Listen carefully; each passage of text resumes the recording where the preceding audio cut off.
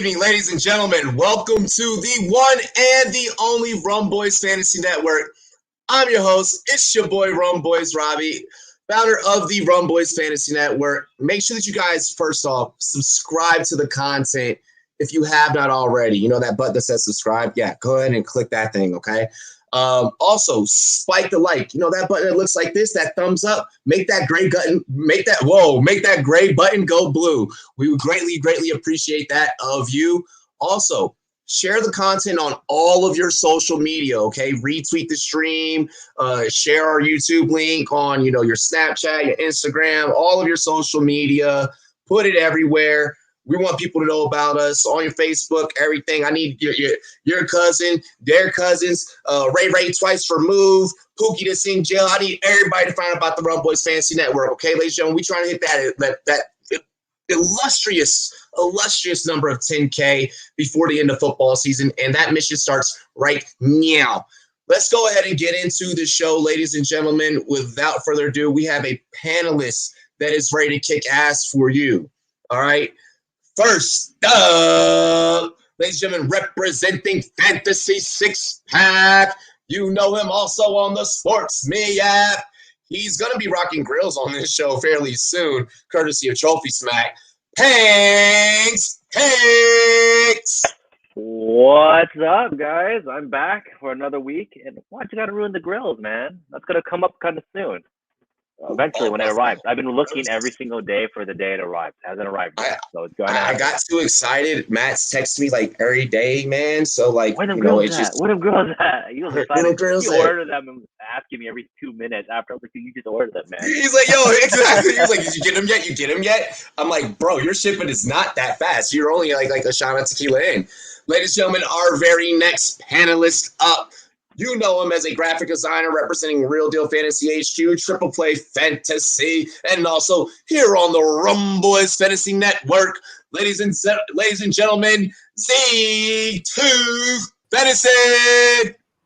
What's up, guys? What's up? It's good to be back. Welcome to Only Rum. You're representing the Only Rum's brand really well. Guys, if you're worried about the OnlyFans getting canceled, don't worry. Only Rum is coming to you. Exclusive fantasy football content. It features Toby breaking down DFS and cutoffs. Yep, you can follow my account. Don't worry. And if you want twinks, you can also Asian twinks. You can find me there too. God, fuck, Pin. Gosh, we're not even full way through the show. Ladies and gentlemen, next up, this man is a writer with Going for Two, and he had a very long travel all the way back from Canton to the west side.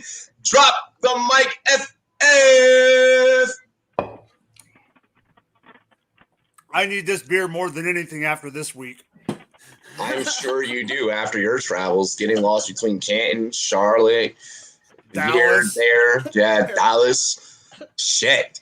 Ladies and gentlemen, you guys can catch this next panelist, a host on Primetime Mocks, the founder of Primetime Mocks. He's been shouting you guys out on Twitter and showing a lot of love. I love what this man is doing in the space. He's going to be making an impact. Ladies and gentlemen, Marc Andrews. What's up, Robbie? Guys, I'm so happy to be here. Happy to have you here.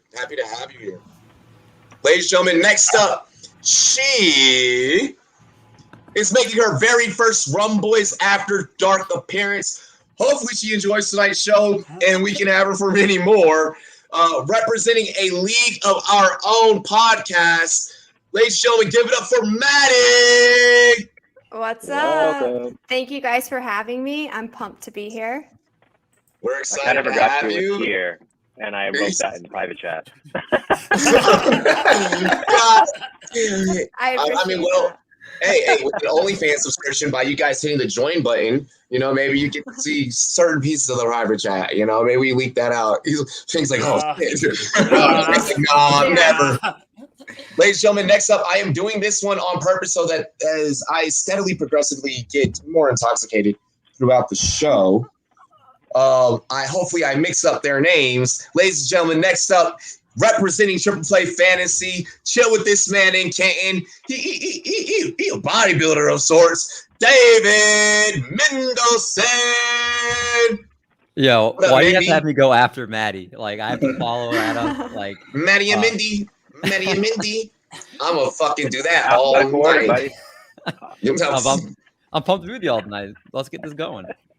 Yo, being that I did not organize how I brought anybody up, I have no idea how I did this. Ladies and gentlemen, next up, representing the Lateral Crew, okay, also representing the Rumboyz Fantasy Network. Give it up. It's your boy, Herms. Oh no! Oh, not again! Oh damn! Oh shit! Oh! God, that was so embarrassing. You saw me pick my nose. What am I gonna do?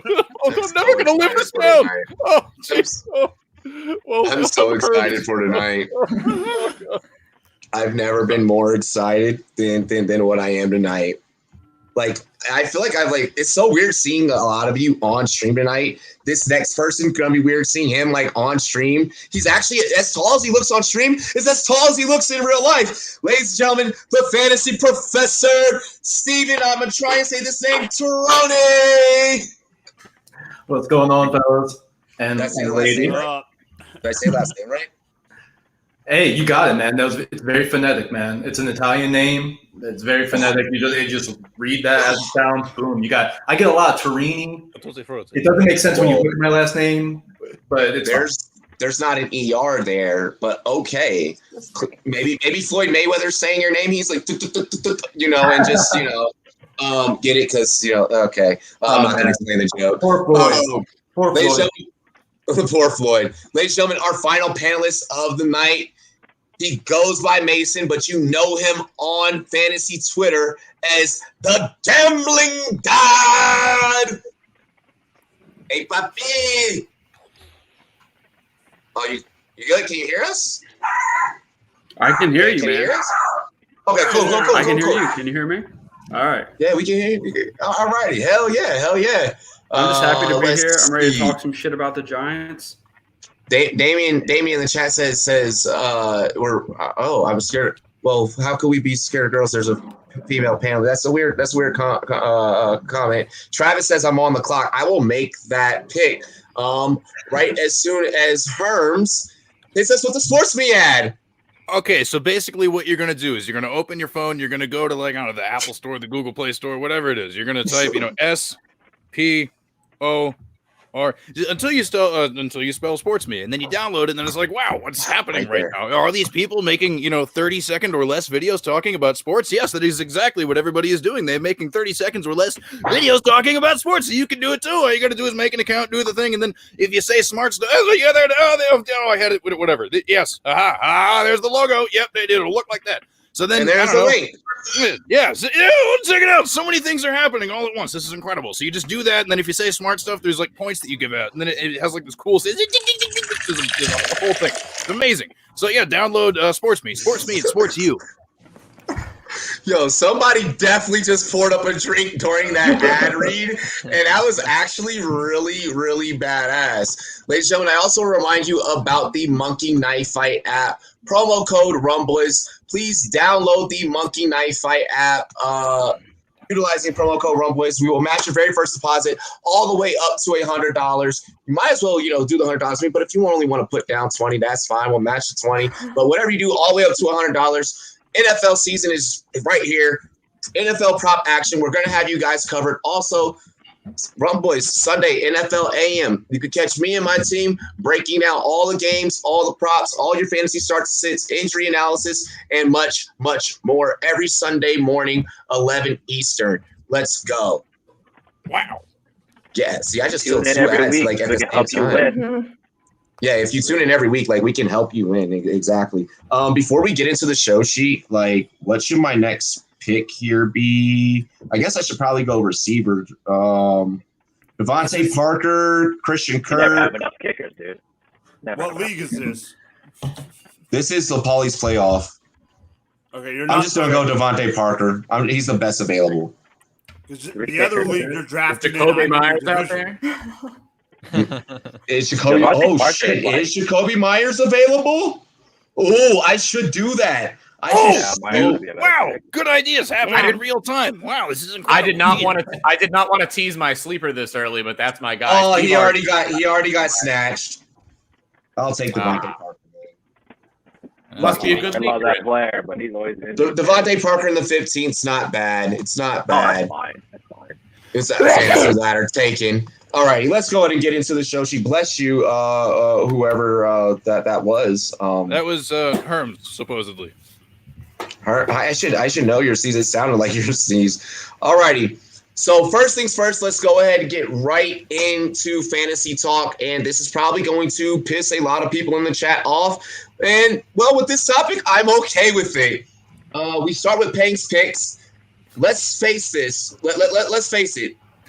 This is fantasy football. And, well, busts do happen. Hate it or love it, believe it or not. I'm sorry, but some of your favorite players are about to get called the hell out right now, okay? So with that being said, give us each panelist one bust that you are predicting for the 2021 season. Oh, wait, before you do that, cheers to me. Cheers to you. You. All the Rumboyz and girls, what it do. Dilly dilly. Dilly dilly. Oh. Dilly dilly. Hey. So, do you mind if I jump in on the first bust? I mean, well, we were going to go in order like a snake draft. Oh, okay. Yeah. Oh, like Okay. Yep. So, Pang, hit us with yours first. All right, I can go for the easy one and say McCall Hardman, but that'd be too easy, right? I'm gonna say a bust that I'm just not the biggest fan on right now for people drafting is Mike Davis. I Okay. think he's going to have a decent sized role to an extent, but I think you're looking at a guy that might put you up like 8 to 11 points a week that people are drafting as like a borderline RB1-2, right? And I just think that's just a shit show for anyone that's gonna run out there. I don't like drafting Mike Davis. He's on a 6th team or 5th team, and the defense on the Falcons aren't that good, so they might play from behind, and he's not gonna have the free dump offs that Teddy Bridgewater had last year, giving him like 50, 60 receptions. So that's my thing. I think Mike Davis is a little bit overhyped right now. All right. So we got Mike Davis off the board. What you got, Z2? Tobe, you love pissing people off. Let's go. I'm gonna say sorry to Herms in advance. No. Najee Harris. Oh God! Oh my God! He's gonna do it. Oh, and then Herms is on. This is not a dynasty take, but a redraft take, because once the preseason hype of him goes up, he's gonna sneak into the late first round, and I don't think he's gonna produce enough to match that ADP. And I've told Robbie this before, and he's given me shit about it before too. So. But I just don't like it that high, because I got burned by Edwards-Helaire last year, and I think it'll come into the same situation. He is the worst O-line and everything like that. So that's who I'm picking. Wait, hold on. We got freaking Taco in the chat who's been on this show, and he's watching us from our Facebook. And I love how he's loving both takes back to back. I'm happy that you're pleased, but fuck. All right, come on, Mike. If I really wanted to, baby. Thank you, Raj. If I wanted to piss somebody off, I would say Melvin Gordon, but I'm not going to do that. But like a rap. Shots fired! Shots fired! Apples and oranges. Come on! Oh my God! I can't do this. Okay. Anyway. Jalen freaking Hurts. Jalen Hurts. Man. Okay. Oh, come on. Okay. Come on. I do not doubt if he finishes out of the top 14 to 16. He's not going to finish in the top 10 like people think he is. Okay, there we go, Travis. We got to disagree in the chat. Talk that shit, Travis. Yes. Talk that shit.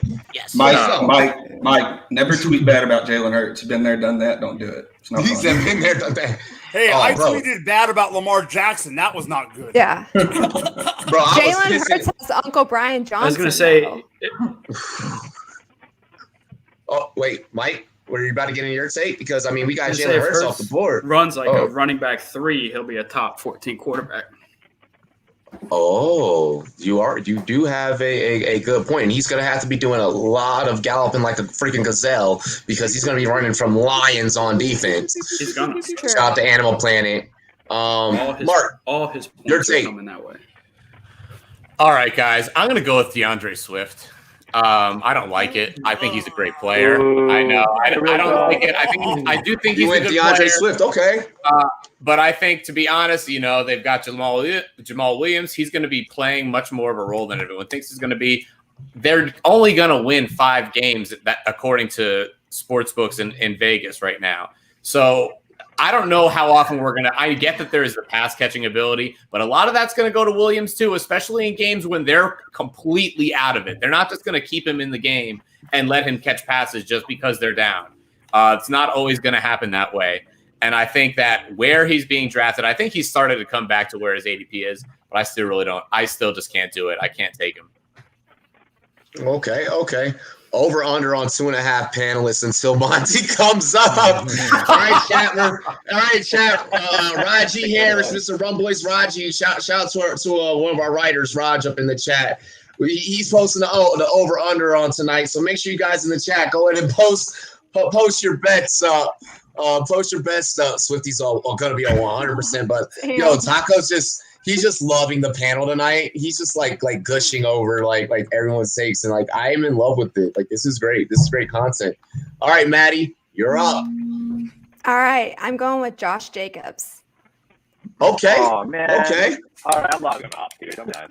You're out. Okay, hear me out. Kenyon Drake's coming in. He's going to get some takes taken away. I also don't feel like Josh Jacobs is going to stay healthy through the entire season. The only reason why he was as great coming into the league as he was is because he sat for several years at Alabama. So I'm going Josh Jacobs. Oh, damn. Wait, is that your exposure? That's about to be drafted. That's rough. That's rough. Damn. Not to mention, he did post on his Instagram last year, "Fuck your fantasy team." So That's I'm okay with that. He's still Hey, him and Maddie B got into it. It was just hey, you know that scene in freaking, I tried to make this reference the other day on the show and no one got it, but luckily this crowd is old enough. Everyone's seen Boondock Saints, right? You know the scene where William Dafoe, he's in the middle of the street, he's got the classical music, and he's like, "It was a firefight!" Yo, that is freaking like just every fantasy analyst like over their takes right now. Or just like overreacting. Like when it gets to mine, I'm about to piss a lot of people off. Like when it gets, oh God, it's gonna be so bad when it gets to the end. All right, I like the Josh Jacobs one. Mindy, yours. And if we're talking about pissing people off, this is one of the golden boys in fantasy Twitter. And I'm making a thread about this tomorrow. Justin Herbert is not going to be a QB1. And that's a fact. Oh, you're That's dirty. And let me tell you guys why. So he was QB9 Fuck you, last Mark. year, Not right? because you're wrong, but because you took mine. Oh, is that really yours? Hey, Yeah. anything I missed? Dude. Like, I'm go over ahead. the Go Justin ahead. Herbert Fill in hype. anything I miss here. So he was QB9 last year, right? That was with him breaking the rookie record for passing touchdowns with 31. He also threw the ball 595 times, which was 4th most in the entire league. So people are going to bring up the new offensive line. Obviously, that is definitely going to help. He did lose Hunter Henry, and he went to Jared Cook. So that's a weapon that's going to be gone that was in his passing game before. You have Austin Eckler back, who is going to help the passing game, but that's also going to mean they're going to run the ball more because they have a capable runner that they didn't have last year. You also have a defensive-minded head coach that's coming in to become the new head coach for Anthony Lynn. You got a healthy defense, so there's going to be a lot less of those catch-up games where there's a negative game script where he has to throw the ball to catch up. I expect the Chargers to be really competitive, so that means he's going to lose some of that pass volume unless he's even more efficient than he was last year. With that volume going down, him already being QB9, there's not much room to go up. Okay. So that's why I have him going from QB9 to QB13. So here's what I need for everyone in the chat. If you like D. Mindy's take, if you like Mendelson's take, all right? I need you guys with the hashtag Rumboyz After Dark, all right? With the hashtag Rumboyz After Dark. I need y'all to put this out there because this was the spiciest one on the panel. Aside from what I'm gonna say, I like where you're going and you're bringing that heat. That's that triple play fantasy shit that I like. Herms, put it in your terms.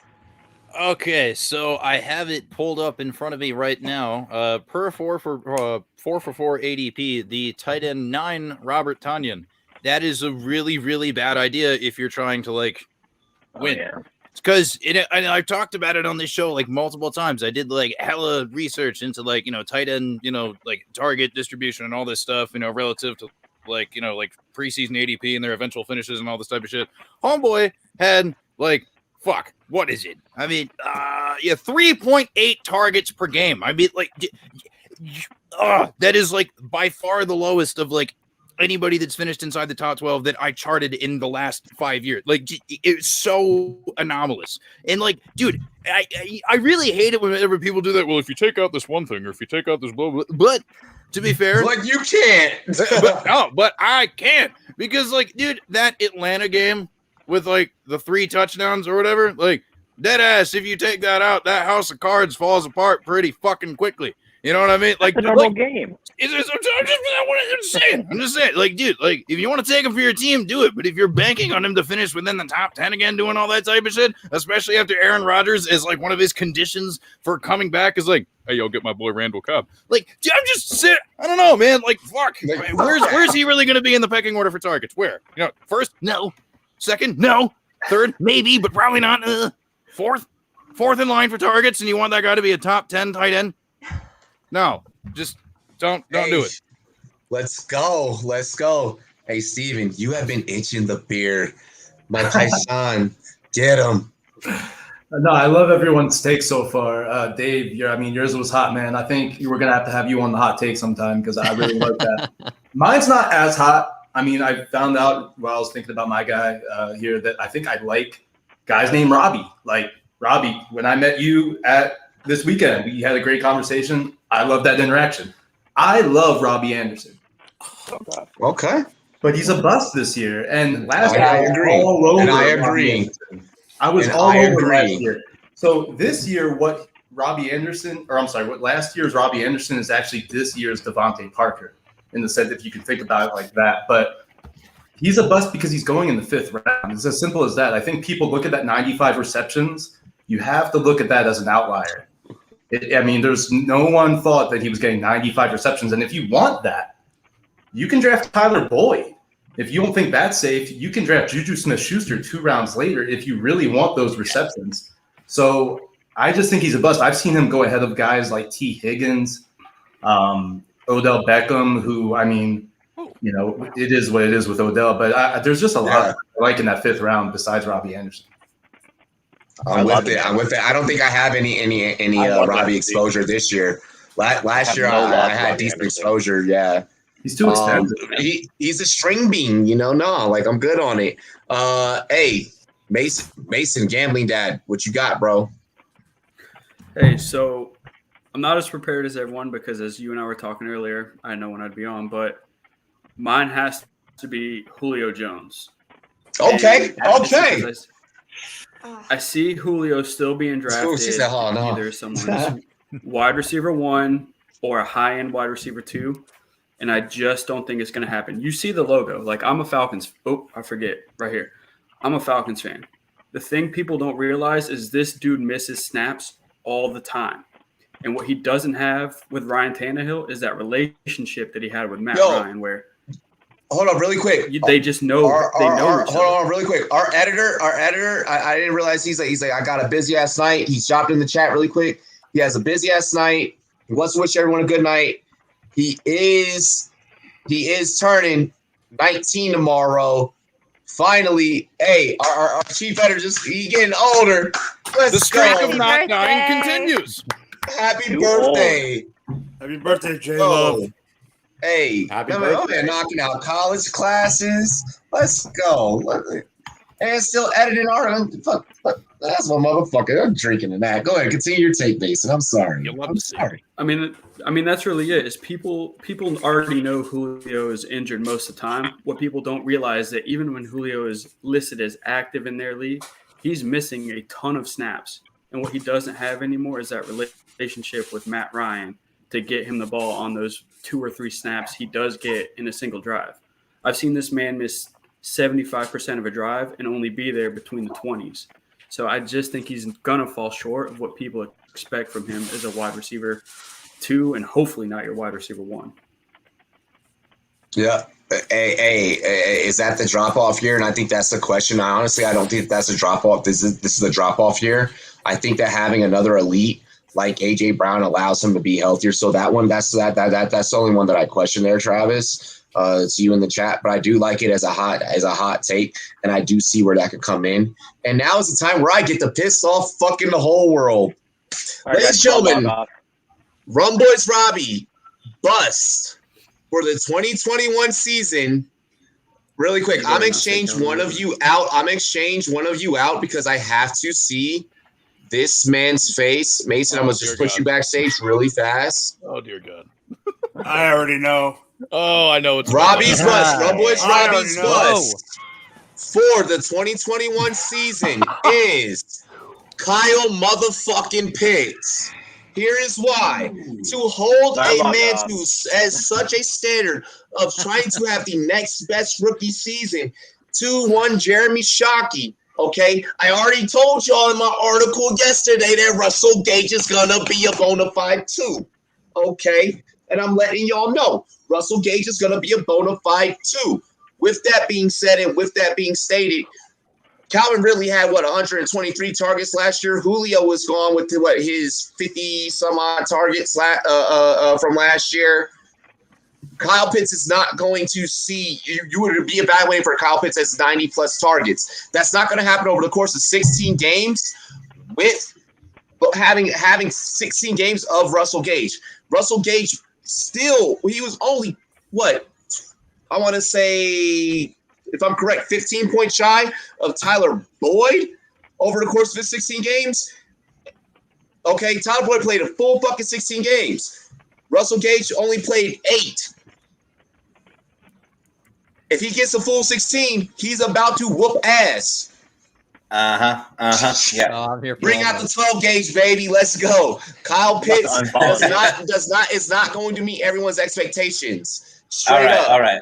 I'm going to give you a couple things. I'm going to give you the fact that I think that the Falcons are going to throw it fewer times this season. That's going to go from 620 down to 580. What that means is they're going to be more selective about who they throw the ball to. Gage is going to get his 110 targets. He's going to do really well with those 110 targets. Kyle Pitts is going to get 125 because you got Ridley wrong. He had 143 targets in 15 games. Okay, 143. So he's still not getting it. He's still not getting that. He is not going to get that. Nine targets 16, a game. He's going to get. Not with the full 16 for Russell. Are you kidding? With Julio off the field, he averaged 12 targets a game. 12 targets a game with Julio off the field. That's not happening again. Especially if you're saying that for those of you that are expecting that Pitts is going to be Pitts. Yeah, guess what? Pitts is unguardable by everybody on the field on the defensive side. Good luck trying to tell Matt Ryan not to throw to the 6'6" guy running wide open on every play, even when he's bracketed. You cannot cover the guy.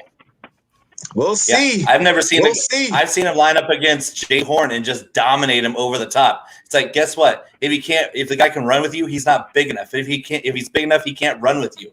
There's nobody can guard Kyle Pitts in the league today. One-on-one. We'll see. And guess what? Matt Ryan's going to find that guy. Matt Ryan will find that guy. Can I reference the tweet that I put out from Dave Richard the other day about the pass catcher for the Falcons, the number 2 pass catcher? So, which one from Dave? All right, so this was from Dave Richard from CBS. He and then I just tweeted out tagging him because I was put it in written form so people could see it. So Pitts did get locked up in practice, but that's practice. But go ahead, Mark. Locked up by who? Nobody. So the last 5 seasons, the number 2 pass catcher in Atlanta, as far as targets, in 2016, 81 targets, 2017, 96 targets, 2018, 94 targets, 2019, 97 targets, 2020, 109 targets. So the number 2 pass catcher in Atlanta has had 109 targets or less in the last 5 seasons. Now, obviously, there's a new there's a new head coach, and obviously Kyle Pitts is a different player. I know you had Julio Calvin there. So take it as you will, but that's just, at least so far with Matt Ryan, the last 5 years, the number 2 pass catcher in Atlanta. Here's what you do with the historical stats when there's a new coach. You throw them in the garbage. They don't mean anything. Nope. Tendencies are very important. And that's No, fair. and you have Ragno, who has had very mediocrity success as an OC. I personally have Kyle Pitts as my number 4 tight end. So I'm obviously not. I have him as my number 4. Do I think I'm gonna get my heart broken? I'm willing to admit that.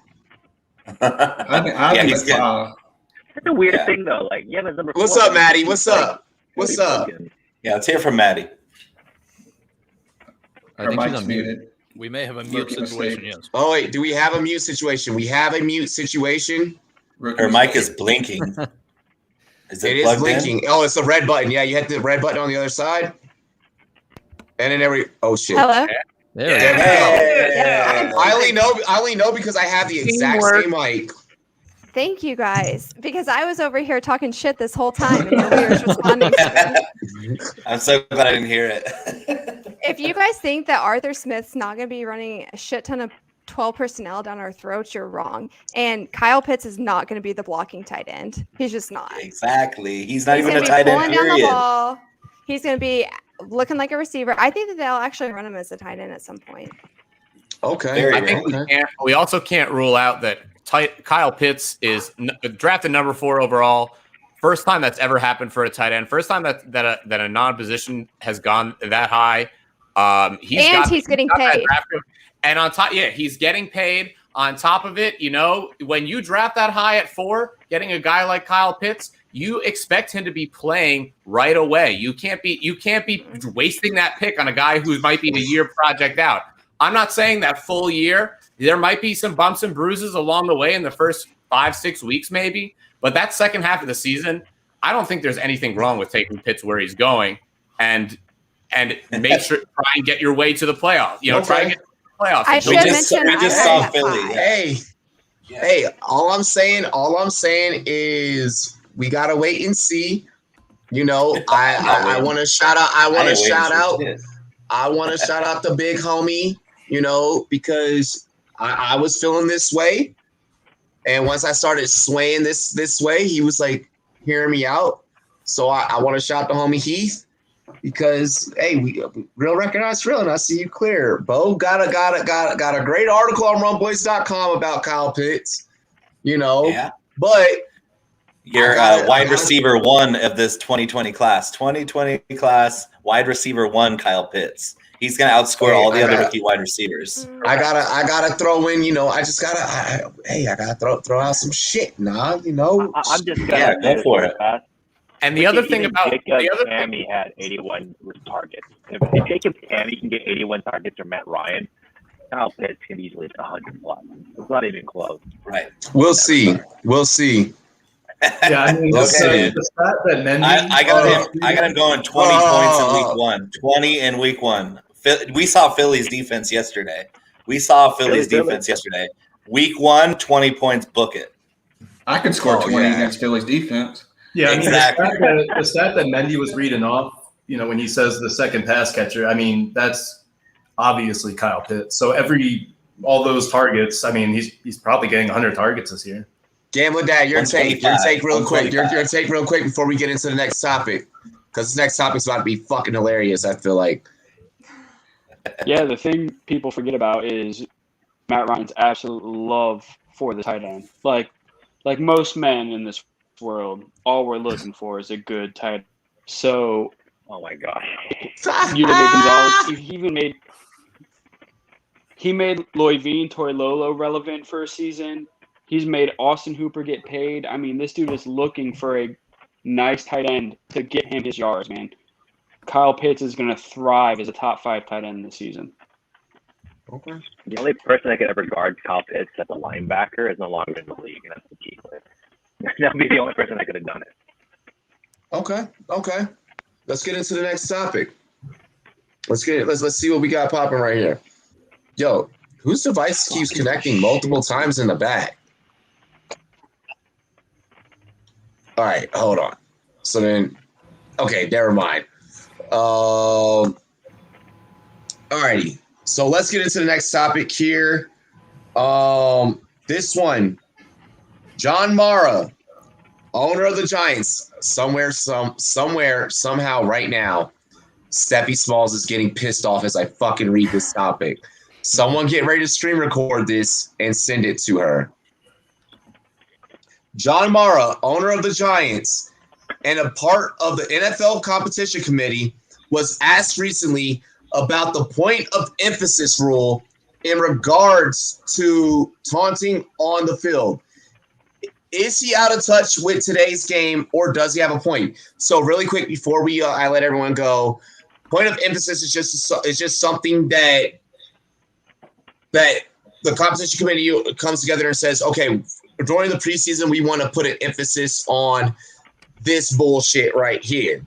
You know, it's usually something petty. It's usually something stupid. And in this case, it's something stupid. This is an owner. This is someone that's supposed to represent, you know, our game. But this is a different game that we all enjoy now than when these old farts were fucking watching and playing and just becoming billionaires off of oil and fucking Ford motor cars. So, like, how do we feel here? We'll start at the bottom and then work our way back up to the top. Mark, we're missing fucking panelists. How did panelists drop off? Mark, you go first. Or no, all right, Bo, you go. Did you hear the question, Bo? Just give me the brief question. Oh, shit. I caught the back end of it. John Mara, Giants competition committee. Oh, yeah. He said some old fucked up shit. John Mayer rolled out of bed and he was already halfway in the grave when he said that shit. So, he is everything that's right with the old guard of the game and then everything that's wrong with the new game. Taunting isn't a thing. Taunting goes on every single play of every single game between all the players all the time, but you can't do these certain gestures anymore after a play, whether it's good play, bad play, penalty. Apparently you can't celebrate. You can't turn and look at somebody in the eye and go, fuck you, that's my job. Yeah, you can't do that anymore because John Mara thinks it's bad for the game. And it's like, no, go change your dentures out. Go wash them off. Just like, I mean, these guys are out there competing. They're out there. This is literally their job. And if my team isn't taunting the other team when oh my God, I love Mason's comment in the fucking private chat. Yeah. Right. He's right. He is right. I agree. Because if my team isn't getting up after beating the shit out of another player and saying, yeah, I won that, fuck you. If they're not doing that, I'm be like, dude, where's your edge? Where's your box, game? Mason, don't worry. I'm just sick of we're just gonna play musical chairs. Yeah, I'm just sick of the old white guys that sit up there in their booth getting their free wings and beer. Like they're up there, literally, they own the team, and they're so out of touch with how the game is played. Well, what's going to happen is penalties are just going to like double, and they're going to have to change the rule. Like this is going to be one of those things you can see my way. This happens all the time in the NFL. Rules come and they go. People are going to be. You can't just resist and not do a gesture like after you just ran a 20-yard first down. I mean, it's pretty ridiculous that in the NFL they would do this. And to be honest, are we back to the no fun league? Were we ever gone from the no fun league? Yeah, was it ever like that? No, we like now we have like a whole segments like dedicate like touchdown celebrations and shit. Like ask any of us old heads if we saw freaking touchdown celebrations on Sports Center like being celebrated a whole countdown dedicated to. Well, like we would see the playing like mini golf with the football. Or T.O. pulling a Sharpie out of his sock, like Joe Horn pulling a cell phone out of the goalpost. That was the best one. Oh yeah, it's like they were doing it. My favorite, but they're doing it to stick it to John Mara. They're saying, "Hey, John Mara, fuck you. I'm going to do this anyway. 15 yards, who gives a crap? 10,000 that's going to go to charity, who gives a crap? We're doing it anyway." I have a question. How in the hell in 2021 do we have a nightclub in the end zone of a stadium and these players can't celebrate a touchdown? What? I never thought about that perspective. What the fuck? And a swim up pool bar. Oh yeah. Yeah, swim up pool bar. Okay. Just turn away from the player and celebrate. But I don't know. I don't know. Like, it's not the same. Like Like, no. And to be honest, like all this doesn't get fixed by the NFL finding people or suspending people. I think it's suspend somebody for this. It's going to really bad. But I mean, like, the way you fix this is in your developmental area. You do it from the ground up, from when they're kids. Obviously, it's taken too long, and they're trying to do something about it now by finding players, whatever. If you want to change the culture of how that whole thing works, where you want to, you don't want taunting in football, that has to start from the ground up. You can't do that. Can't do that now. Horrible. They've been learning and doing that their whole life. You're gonna find them now.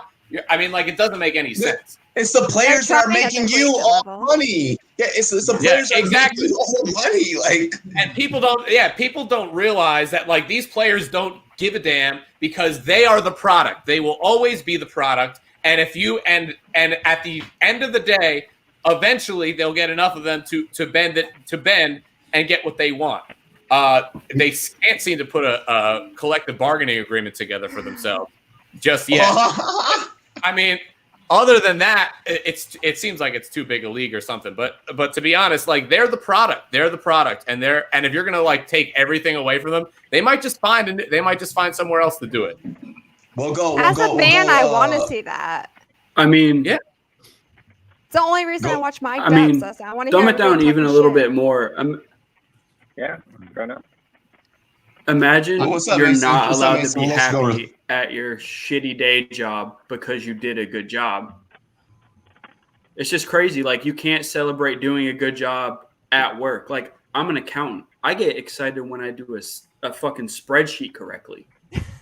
But these people can't be excited. You be at your desk, hit the Tiger Woods like, yeah. Look at those numbers, yeah. Bro, I used to when I used to work in corporate America, I'd make a sale on a big ass account, and I'd get up and be like, I'd be silent as hell, and people be looking at me like, that's right, like, that's right, like, yeah, but that's also like the former athlete to me, like yeah, like, I'm a celebrity, so like you're right. Like, this is their job. Like, you should let them celebrate doing a good job. Mm-hmm.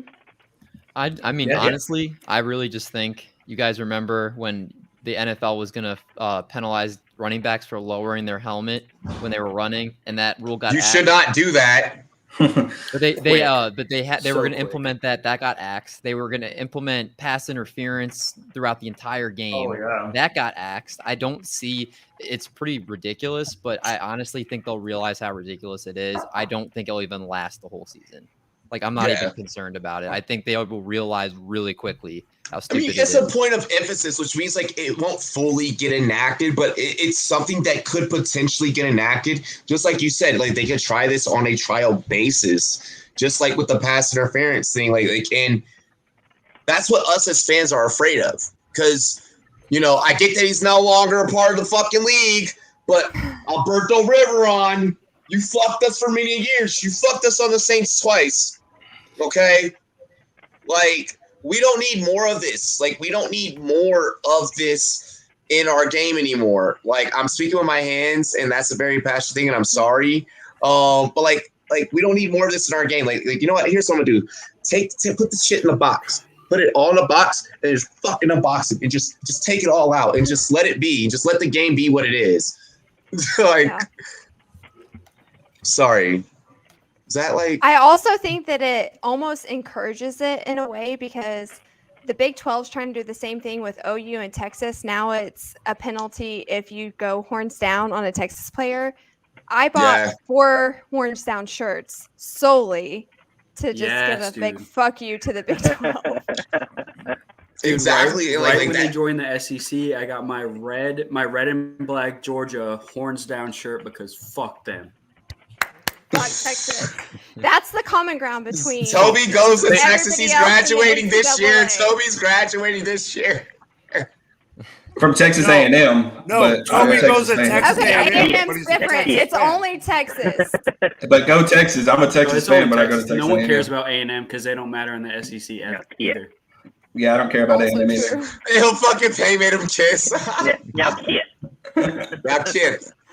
All right, hey, top. We'll go Herms, Steven, and then top row. So you know how ESPN stands for Entertainment and Sports Programming Network. See. Entertainment, sports, entertainment, sports, entertainment, sports, entertainment. It's the same thing. It's I mean, for fuck's sake. I mean, like, and like I see all these like boomers being like, you know, like in baseball, being like, oh, don't flip your bat, act like you've been there before. I'm like, sir, like, I don't know, things are fun. You know, sorry that the things bat are flip fun. is the I mean, funnest shit, fucking thing. like, the bat flip is the funnest shit in baseball. yeah, it's just like, I don't know, like, if you do a good thing and you get paid an exorbitant amount of money to entertain people, you should probably entertain people.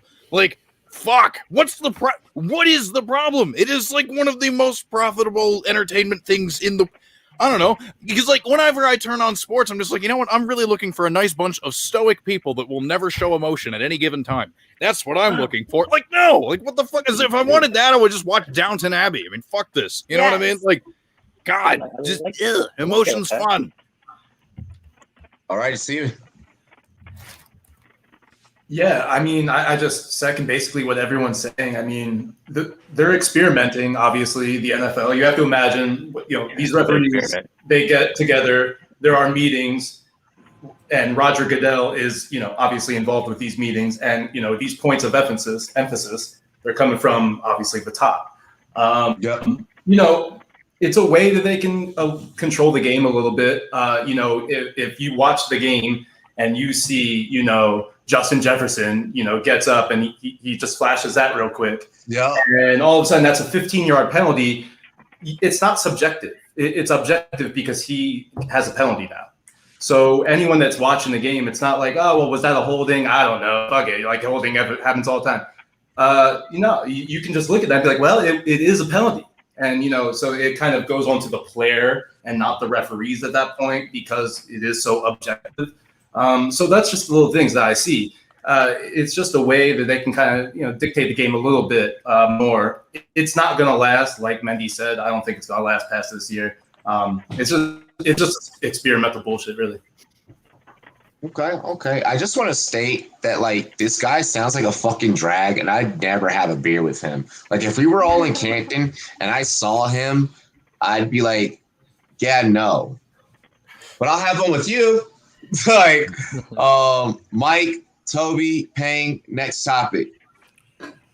I mean, I agree with everyone. I kind of get with the NFL if they don't want all the premeditative stuff, like the, you know, Joe Horn and all that, but all the stuff in the game is absolutely stupid to get rid of because that's why we watch it. Period. Yes. Toby. I'll piggyback, but I'll add one thing. If you're getting your ass whooped, don't celebrate because you got a first down. Like the Eagles last night, it's 35. It's 35. It's 35-0. You converted a 3rd and 3. Don't come up and go like this. Hey, I used to hate when I used to hate fucking playing like flag or like semi-pro and like corners. Like I'd get overthrown like way like it's like, bro. That too. If you're a corner and you didn't do shit, don't go like this. The corners be like, he would have caught the ball. He would have caught Allen Robinson would have caught that ball if Mitch Trubisky could throw it deep. Like, don't go like this after covered you like a blanket, and then the box score. Yeah, dang. This is all hers, man. Anymore. I'm gonna go try to make it quick. You guys remember on Andrew Hawkins from the Browns in 2016? Yeah. Remember that touchdown he did where he did the robot when he came up there? He like got the touchdown and just puts the ball down and just like walks away. You know, it was his big FU to like hating on touchdown celebrations. It was kind of a big thing at the time. It was pretty ridiculous. And this is kind of one of those things that's going to remind me of that. Like, you can't have a guy bulldoze a dude like multiple dudes, and then be out there and be like, I'm not going to fly. Like, people cheer when you give them $2 at a Cold Stones on a tip. They hit the bell, they play, sing and dance. This guy just ran, you know, this person, you know, male, ran over 5 other human beings, and you're going to say, like, yeah, go back and be normal. Act like a normal fucking person. Yeah. But I get up, oh my God, you gave us $5? Oh, I'm like, yeah, I did give you $5 for something. And they're all cheering. Right? Like, so I don't know. I just thought it was the most ridiculous thing in the world. So that's how I would relate to that. And I think if you're that out of touch on celebrating, then you have nothing to celebrate in your life, apparently. Okay. Oh shit! That was damn. if you're that, you know what, you fucking old ass piece of shit. I'll tell you what. Damn, Payne. I love it. Brutal. Alrighty. Ruthless. So this next question, this is gonna be the before we get into halftime. Give everybody their bathroom break, their refill break, all that good stuff. Is Stevie drinking fucking water? Right now, is he drinking water the whole Why time? you calling me out, bro? I'm trying to hydrate. I'm sorry. I was just like, whoa. So what was your favorite fantasy football? Like, we're gonna get into some stories, I guess you could say here. If you weren't there, you can say just what you did over the weekend, or what you look forward to next year. If you want to just like be on topic, I don't know. What was your favorite fantasy football expo memory or thing that you wish you got to experience? We start with Payne. And then cheers to me, cheers to you, all the rum boys and girls. What it do? Dilly. Let's go. Me and the soju are gonna get so fucked up. Well, the other God, give me some soju. We don't have it in Colorado. So, as I was gonna say, the answer is meeting Robbie in person was my favorite part. No, it's pretty cool. No, but I made that video, right? That whole fucking South Park meme video. It was just the fact that people could recognize me. I thought that was great. The fact that I could recognize people, that was great. And it seemed like real big time analysts, like Andy show up, Mike Fabiano, like all those guys, like coming in there and just mingling. I mean, I didn't hang out Mike Fabiano, but like Andrew Bregman was sitting there, like just drinking and just like looking at us and be like, "Hell yeah, we can talk sports." And we can come up and like touch him on the shoulders, and be like, "Hey man, you fucked me once because you gave me a bad choice this lab like a couple of years ago." And he would laugh about it. Like, it was really awesome. I was like, "But don't worry, buddy. I clicked the week after to make sure that I picked the right quarterback or picked my right receiver." It was probably the best part. Right? Like just saying that kind of stuff and just having people recognize each other, even though I was like very awkward about it. Like, oh, like I know Daddy's home. Mike was like, "Hey, it's me, Daddy." So I'm like, "Oh, hey man," and then like I just turned and I'm like, "Yeah, you knew who I was." And he took it as like I was like shutting him. I was like, "No, dude, I was surprised you knew who I was. I didn't recognize you off the bat." So that was really, really awesome. I do partially wish that I could have seen like another Asian guy and someone come up to me like, "Hey, thanks, picks." I'm like, "No, it's not." But yeah, that was my favorite Expo moment. It was just awesome to have all that. And I took a photo of Andy Bregman too. Hell yeah. Okay, what do we got? Z2, you were on vacation, man. So what was like your favorite part? Well, like y'all, I was drunk most of the time y'all were there too, so because I was on vacation. But I don't know, missing out on meeting all y'all, just doing these shows with y'all, it'd been great to meet y'all in person. But I've already booked it, got on my calendar that I will be there next year. Yes. Hell yeah. Drop the mic. We know about your fucked up travels. Give us something positive. All right. Besides it's obvious. Besides 11 hours in a airport, 2 jerseys won was pretty dope. I mean, winning 2 jerseys was pretty sick. But other than that, just meeting everyone, hanging out, getting to hang out with the crew at family dinner, and Lobies. Lobies was and Juan's Landing, even though that place has not seen anyone. No, wait, hold on. Juan's Landing was awesome, even though that place has not seen anyone named Juan in 20 years. Yeah, fuck no. Yeah, they ain't seen a motherfucker named Juan. They was like, hey, they saw me and they were like, what the fuck is that? They saw you and Fonte walk in, and Fonte was like, Fonte looks at me and goes, "I feel a little out of place." Hey, me and him, I looked at him and I was like, "Hey, brother, don't worry, we right here, bro. I got you. we kept looking at each other the whole time. You good, bro? You good? Yeah. Okay, Maddie. Of course, you're now a growing name in the industry, and we're happy that you chose for us to help bring you to the world and bring you to the masses. Are we going to be seeing you at the Fantasy Football Expo in 2022? I will be there next year, for sure. And I'm bringing my co-host, Cassie. We're both going to be there. Hell yes, and we're gonna have to get her on the show as well. By the way, before we go into Mindy's take, did you know that this was even like a thing that happened before this, or like? I kind of knew about it, but I didn't know anyone who's actually gone. So I didn't know it was as big of a deal. A lot of fucking people went. A whole lot of people. I logged onto Twitter and I was like, wait, what happened? Mind blown. I will say that weekend I did convince a guy at a concert to stream games on his phone so I could watch, and he bought me a shot. So I feel like I'm winning regardless. You're a player from the Himalayas. Wow, that is impressive. And I did celebrate the score. Yes, thank you. Cheers to that. Cheers to that. Cheers to that. Yeah, I'll cheers to that. Shit. Dilly dilly. I'm now like rethinking. I'm now rethinking every move that I'm like now like I'm like fresh out of the market. I'm like, what am I gonna do now? Like, fuck.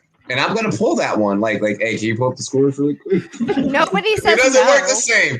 It doesn't work the same if you're a dude. Like, it doesn't work the same if you're a dude. I don't know. I don't feel. Who's gonna say no? They're gonna look like a douche if they do. So. I'm gonna take your advice. I'm gonna take your advice. You know what? Maddie said on stream. I asked her to pull out the scores and she didn't do it, and I like walked away from the date. I was like, yeah, no, sorry. I'll still pay for the check, but fuck this. Yeah. Red flag immediately. I said I like tequila. If you want to go get a shot, I'll keep you updated. I kept his phone. I got a shot. It's good. That's fucking trust. But I'm gonna be there next year, and I feel like we should all have matching shirts. I'll bring it to the party. That's fine. But hey, we will keep the matching shirt thing going because that's been a thing, and we will keep that going. Mine won't have sleeves. Mine won't have sleeves. Of course it won't. Why would Of course not. It should. The fucking Herms, of course. Mindy, you're not Maddie. Mindy, see, I haven't gotten that drunk yet. Your favorite movie, which means I need to go harder. Man, so a couple for me actually. Like the first night, everybody knows Keith, and fuck Keith. I was calling him George. Because he was calling him George. Because he was walking like George because I got really drunk really fast and I didn't even notice he had a name tag. So I was like, so when I call you, I know what your name is. And he was like, I'm George. And then like I just got so drunk that eventually he like pointed to his name tag, like he was like, how the hell do you not notice my name tag? And I just played along with it the whole weekend. He didn't give me another drink the entire weekend, so it was all good. That's our thing though. He loves me anyway. So, but the other thing, I know you know for Mike, everybody that was there, the Saturday night thing was awesome. Like that was what the pinnacle of what the Expo was. Like Mike Clay, Mike Fabiano, Andy Behrens, like all these guys coming and hanging out. Like Robbie, Steffi, Dave, like Jeff, like nobody. Everybody, like everybody's there, everybody's hanging out, talking with one another, and I got the drunkest that night that probably since college. Like I fell asleep, like, and I didn't remember falling asleep. It was everything I wanted it to be. It was so dope, and for everybody that didn't go, like you will have an absolute blast if it's anything like it was. We made Canton turn into motherfucking Los Angeles real quick. Quick. On Mendy's point, I went to Jersey's the next day and got something to munch on at like 2 p.m. And the waitress was like, wait, is this still going? Or after the Expo, and they're like, is this still going on? We're like, yeah, the Expo just got over. They're like, we didn't think we'd see any of you because you guys were shutting it down like crazy. Bro, every bar in the whole city, Herms, spitting in your terms. Oh, geez. I mean, well, there are a lot of things that I could choose from. I mean, we cut a pretty dope track in my hotel room. I mean, like, my gosh, we did cut a track. That shit was fire. Oh man, that was cool. And then, man, I don't know, just like meeting everybody. Like, I mean, I think that was like just generally, of course, yes, meeting Mike specifically. And wait, your favorite memory was not you singing "There's a place on Notion Avenue." Bro, I can never hear that song the same without like I'm like Herm's version is way better. Well, yeah, I don't even like that song. I like Herm's version. I take pride in my karaoke skills. That was very fun. But I don't know, just meeting my internet friends and being like, see, Mom, they're real. See, just like all the photos and shit. Like, yeah. So that was the best part. Bro, I gotta say, tearing down fucking Jose's Landing with you, that shit was. I'll party with you any fucking day. My bar tab ended up being a lot more than I thought it would be, and my bank account is not happy with me. But it's okay. It's fine. One weekend is one weekend. Yeah. Steven, trust me, I'm in the same boat. Steven, what's up? Man, those videos were outrageous. Like, I loved seeing those videos. Meeting everyone was amazing. Like, Herms, I think we had a great interaction on the last day that I was in Canton.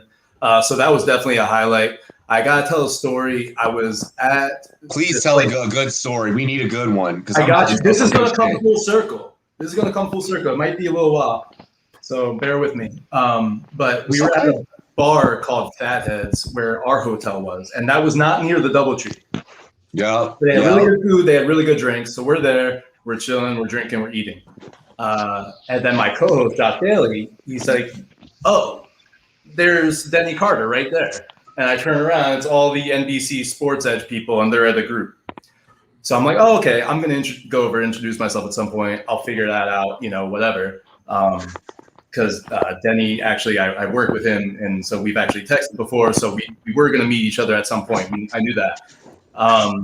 So I see on the menu that there's this hard seltzer, and I don't like hard seltzers. I'm sorry. I know that's like a topic, but I know he does. And I said, if you hand me a hard seltzer, I'm going to give it to Steph or I'm going to throw it in the trash. So I was like, if Steph is not around, I don't know where it's going. So I saw the menu. You cannot just keep crushing on your favorite fucking panelists like this. Like, this is – I'll report you to HR. So I saw the seltzer on the menu. The waitress asked me if I wanted to try it because it was called Charlie Work. And I love Always Sunny. That's an Always Sunny episode. So I was like, is that the same thing? Like, what's going on here? I was like, get me a sample, actually make that too. Send it to that guy over there in the white shirt, say it's from me. So when he turns around, I do the little hey, over here, and he walks over, he talks to us. I got to meet Denny. We had a great interaction because of that. Later at Jerseys, you guys were talking about jerseys. Yep. My guy Mendy walks over to me at the end of the night. I don't know if he remembers this, but it's me, my buddy, Dr. Berman, and my co-host Josh, and he says, hey, I lost my group. I don't know where they went. Actually, no, he did know where they went. He did, but he didn't have his phone. It was dead. His phone was dead. He lost his group. He just didn't know how to get to George's was the bar. Yo, George's! Oh my God, George's! Shout out George's! Oh my God! So we're walking to George. So we grabbed you, Denny, because we're not that drunk. We weren't as drunk as I did a couple tequila shots, but I was okay. We were walking. And then Denny Carter was there. So I was gonna say something like, hey, whatever. And this dude who looked straight up this is like my favorite Hans report. Gruber's, Love it. This guy looked like Hans Gruber's cousin. And his name is Eric Froton. And he actually works for NBC Sports Edge. He was guarding Denny. And I realized it's because they were all guarding him that night. He's a national treasure. That's why they were guarding him. But at the time, I was like, oh, I don't know what the fuck's going on. Why are you doing that? Like, why are you blocking him out like that? It was so strange. We get all the way to George's. That happened in the walk tour. We get all the way to George's. As soon as we get there, we finally got to the destination. And then he goes right across the street. He doesn't even go in. We walked him all the way there, and he doesn't even go into the damn bar. He walks across the street and goes to a bar, not even George's. He didn't even go in George's. So I lost him after that. I don't know where he went. So I will say for that, apparently when we got there, somebody found me and said, hey, we're at this bar, so just come with me. And I went to that bar. But yes, I do remember that, but okay. I've reached you. I didn't know you were my savior. So I want to actually thank you now. Thank you for getting me where I needed to go. Cause I don't know what would have happened. So it was so funny. Just thinking about it, we walked into the bar and he didn't even go in it. I don't know what the bro. Complete messes. Mark, you can lead a favorite Expo memory. Guys, so first of all, the Expo was really great for me because it was the end of a 3,500-mile road trip that I've been doing all summer long with my family. We went down to Florida, went to North Carolina to visit my brother, came back up. We went down to Delaware for a minute, and then then I ended up taking the last leg by myself to the Expo. I had a great time, drank a lot of Moscow Mules. You'll see me out there drinking mules a lot. I was repping Z2 just a little bit because I was the only guy there in a tank top. And the thing that I'm gonna say is a thing that was a FOMO moment for me, guys. I'm a music teacher. You did karaoke without me. I had to leave, but man, I would have been down for karaoke. What I learned about the Expo is when all of us are together, none of us gives a fuck about social media. None of us pays attention to Twitter. Because when I was like, family dinner's here, and then when I got back from family dinner, it was like, we just saw that you're at the pizzeria and we were there. And I was like Scott Fish got there an hour before me. I was like, why did you get there an hour before me? Like fuck you.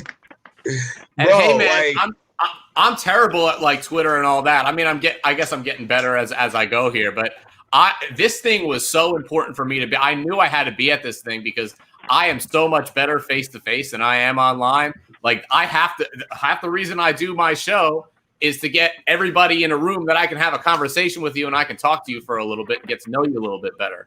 And so this thing for me was just like, I mean, I feel great. It brought a whole nother energy to me to get me. I'm still living off of it. I'm still vibing off of it. Like I can still feel it. Like I had a tweet that I put out earlier this week, and I put it was a pre-Expo vibes and a post-Expo vibes, and it's that kid from School of Rock who's like, oh, I'm not cool enough, and the second picture is him rocking out on stage with like a gigantic red wig and like the Elvis being himself. Like, yeah, that was the energy. Yeah, that's how I feel now coming off the Expo.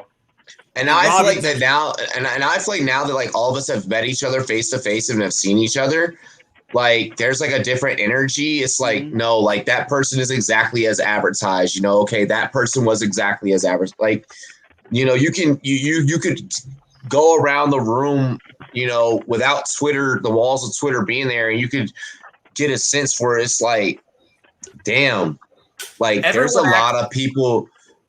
Bro, like I learned, I was like, yo, like there's a lot of people that fuck with me that I didn't even know that fuck with me. You know? Like Nick? Yeah, like Nick and, you know, like, you know, Steven, like, you know, like Mark, like, you know, when you fucking hit me up, like you posted publicly, you're like, yo, I don't give a fuck what you say. You're my mentor from here on out. I was like, yes. Like I will do that. Like 100%, man. Bro, because here's the thing, there's so much just love. There's just so much and there's enough to go around, you know? Like me, I love myself enough to love everybody else in the industry. You know? Yeah. So like, that's what I find like that's so beautiful is like over the weekend, we got to experience that. Yo, Mason, were you there, bro? No, I wasn't. The highlight of my weekend last weekend was I made 13 bets and I won 1.24 units, which is oh. You hate to complain about being positive, but at least I was positive. So I mean, but best is what we do, baby. You know, best is what we do. You know, we make money around here. You know, like, I get a lot of DMs because it's like, oh, you know, you lost today, you lost yesterday. It's like, yeah, but if you follow me long term, I mean, people complain they get that extra $134 in their pocket. No, you don't. Like, make the bet, follow it. If it don't work, you know, we keep moving. Hell yeah. Amen to that. Football Amen season's to that. coming. We ready.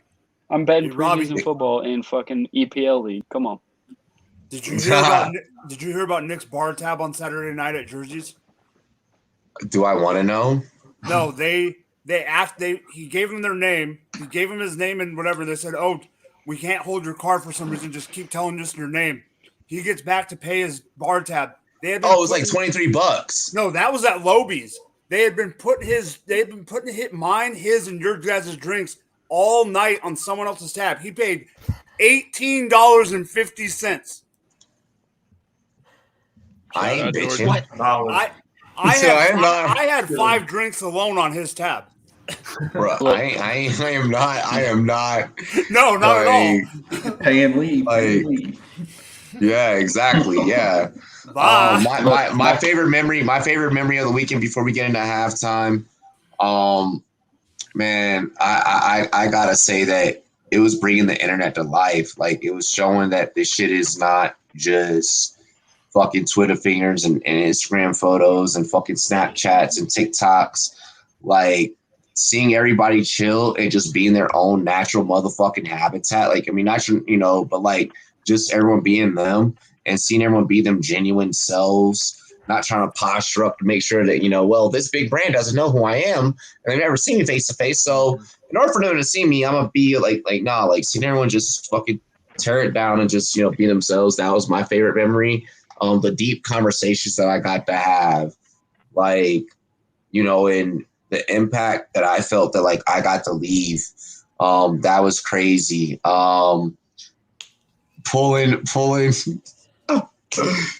fucking, we were looking for George's and right down the corner to George's. If you don't make that left, you can make them fucking right.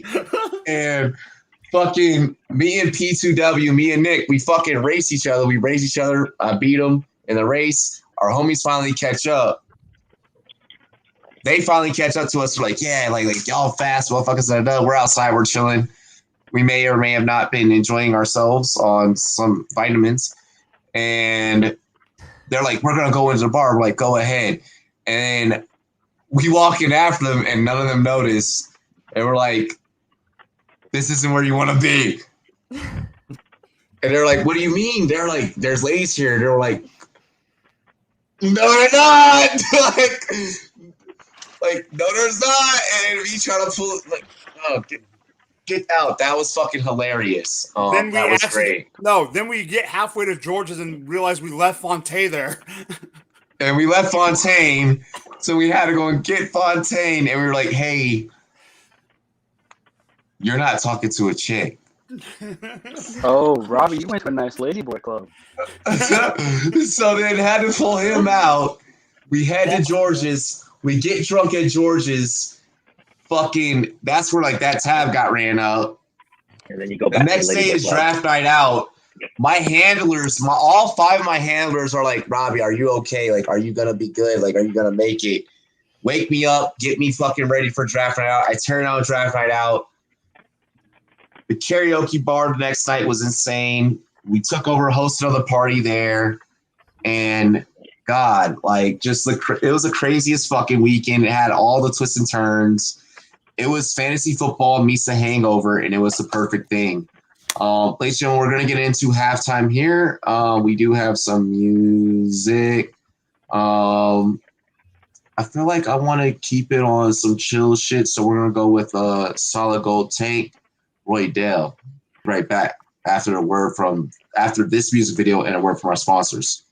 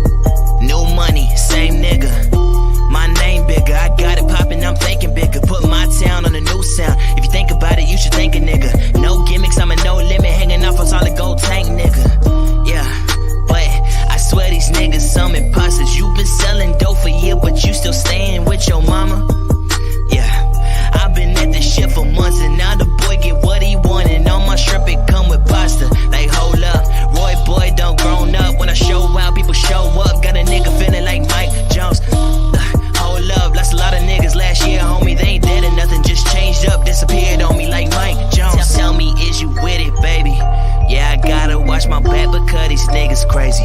Henny Remy, shorty, I've been mixing liquor lately. So you know that my excuse is that the liquor made me suck my dick and pay me.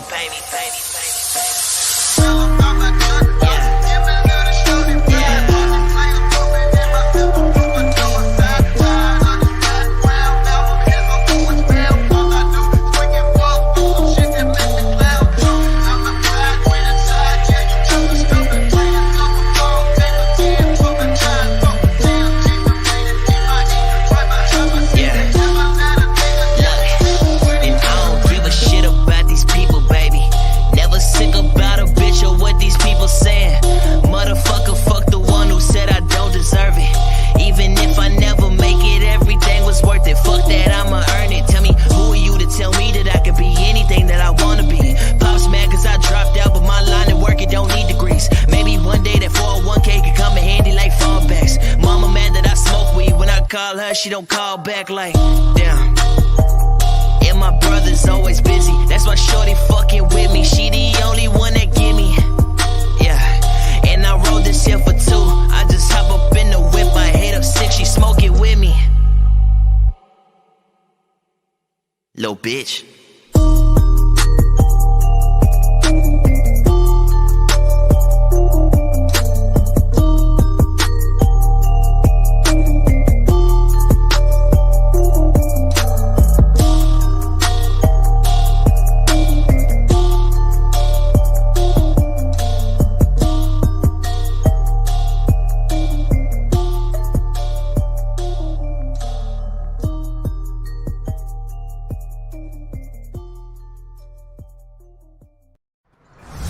Let me tell you a little story. Once upon a time, there was a monkey knife fight. And one day, they met one team partners in the NFLPA. It's a match made in the pits of a monkey knife fight.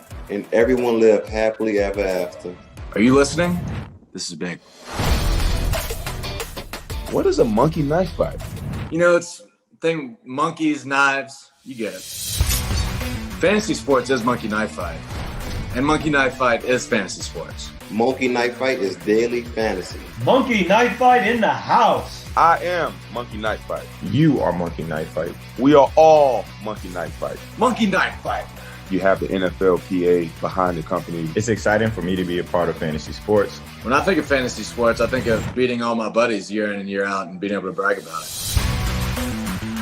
We're not just partners in it. We're owners. And it feels awesome to be an owner. I challenge you to a monkey knife fight. We've been saving you a seat at the table, Monkey Knife Fight. Welcome to the one team and NFLPA family. Monkey Knife Fight. Welcome to the family, Monkey Knife Fight. Welcome to the game, Monkey Knife Fight. Monkey Knife Fight! I challenge you to a monkey knife fight. Monkey Knife Fight! Monkey Knife Fight, Monkey Knife Fight, Monkey Knife Fight, Monkey Knife.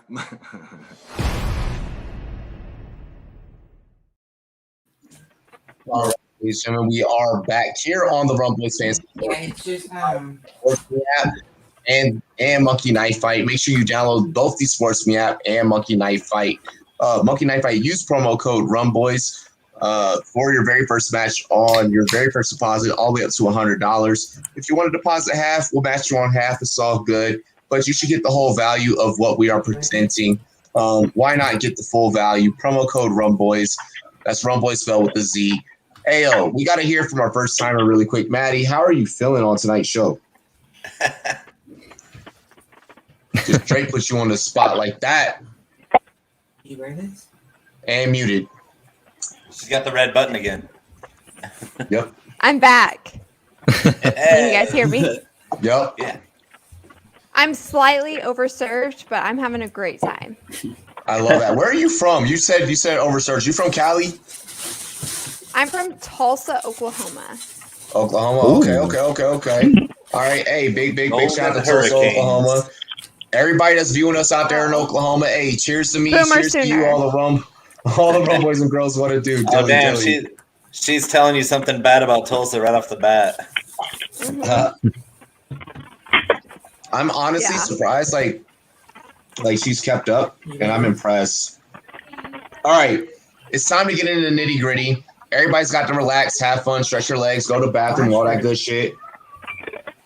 Late round value is often overlooked. What is one late round target you feel managers should have their eyes open for? You can give any position that's tight end, quarterback, running back, wide receiver. If you want to talk about, use your airtime to talk about defenses or kicker, I really don't give two fucks. Wait, I think you talking something. We start with Pang. I'm going to do it from a best ball standpoint. Originally, it was Aaron Rodgers when he was still out of the game for a little bit. He was going really cheap. But give me Nico Collins. I just love everything about him.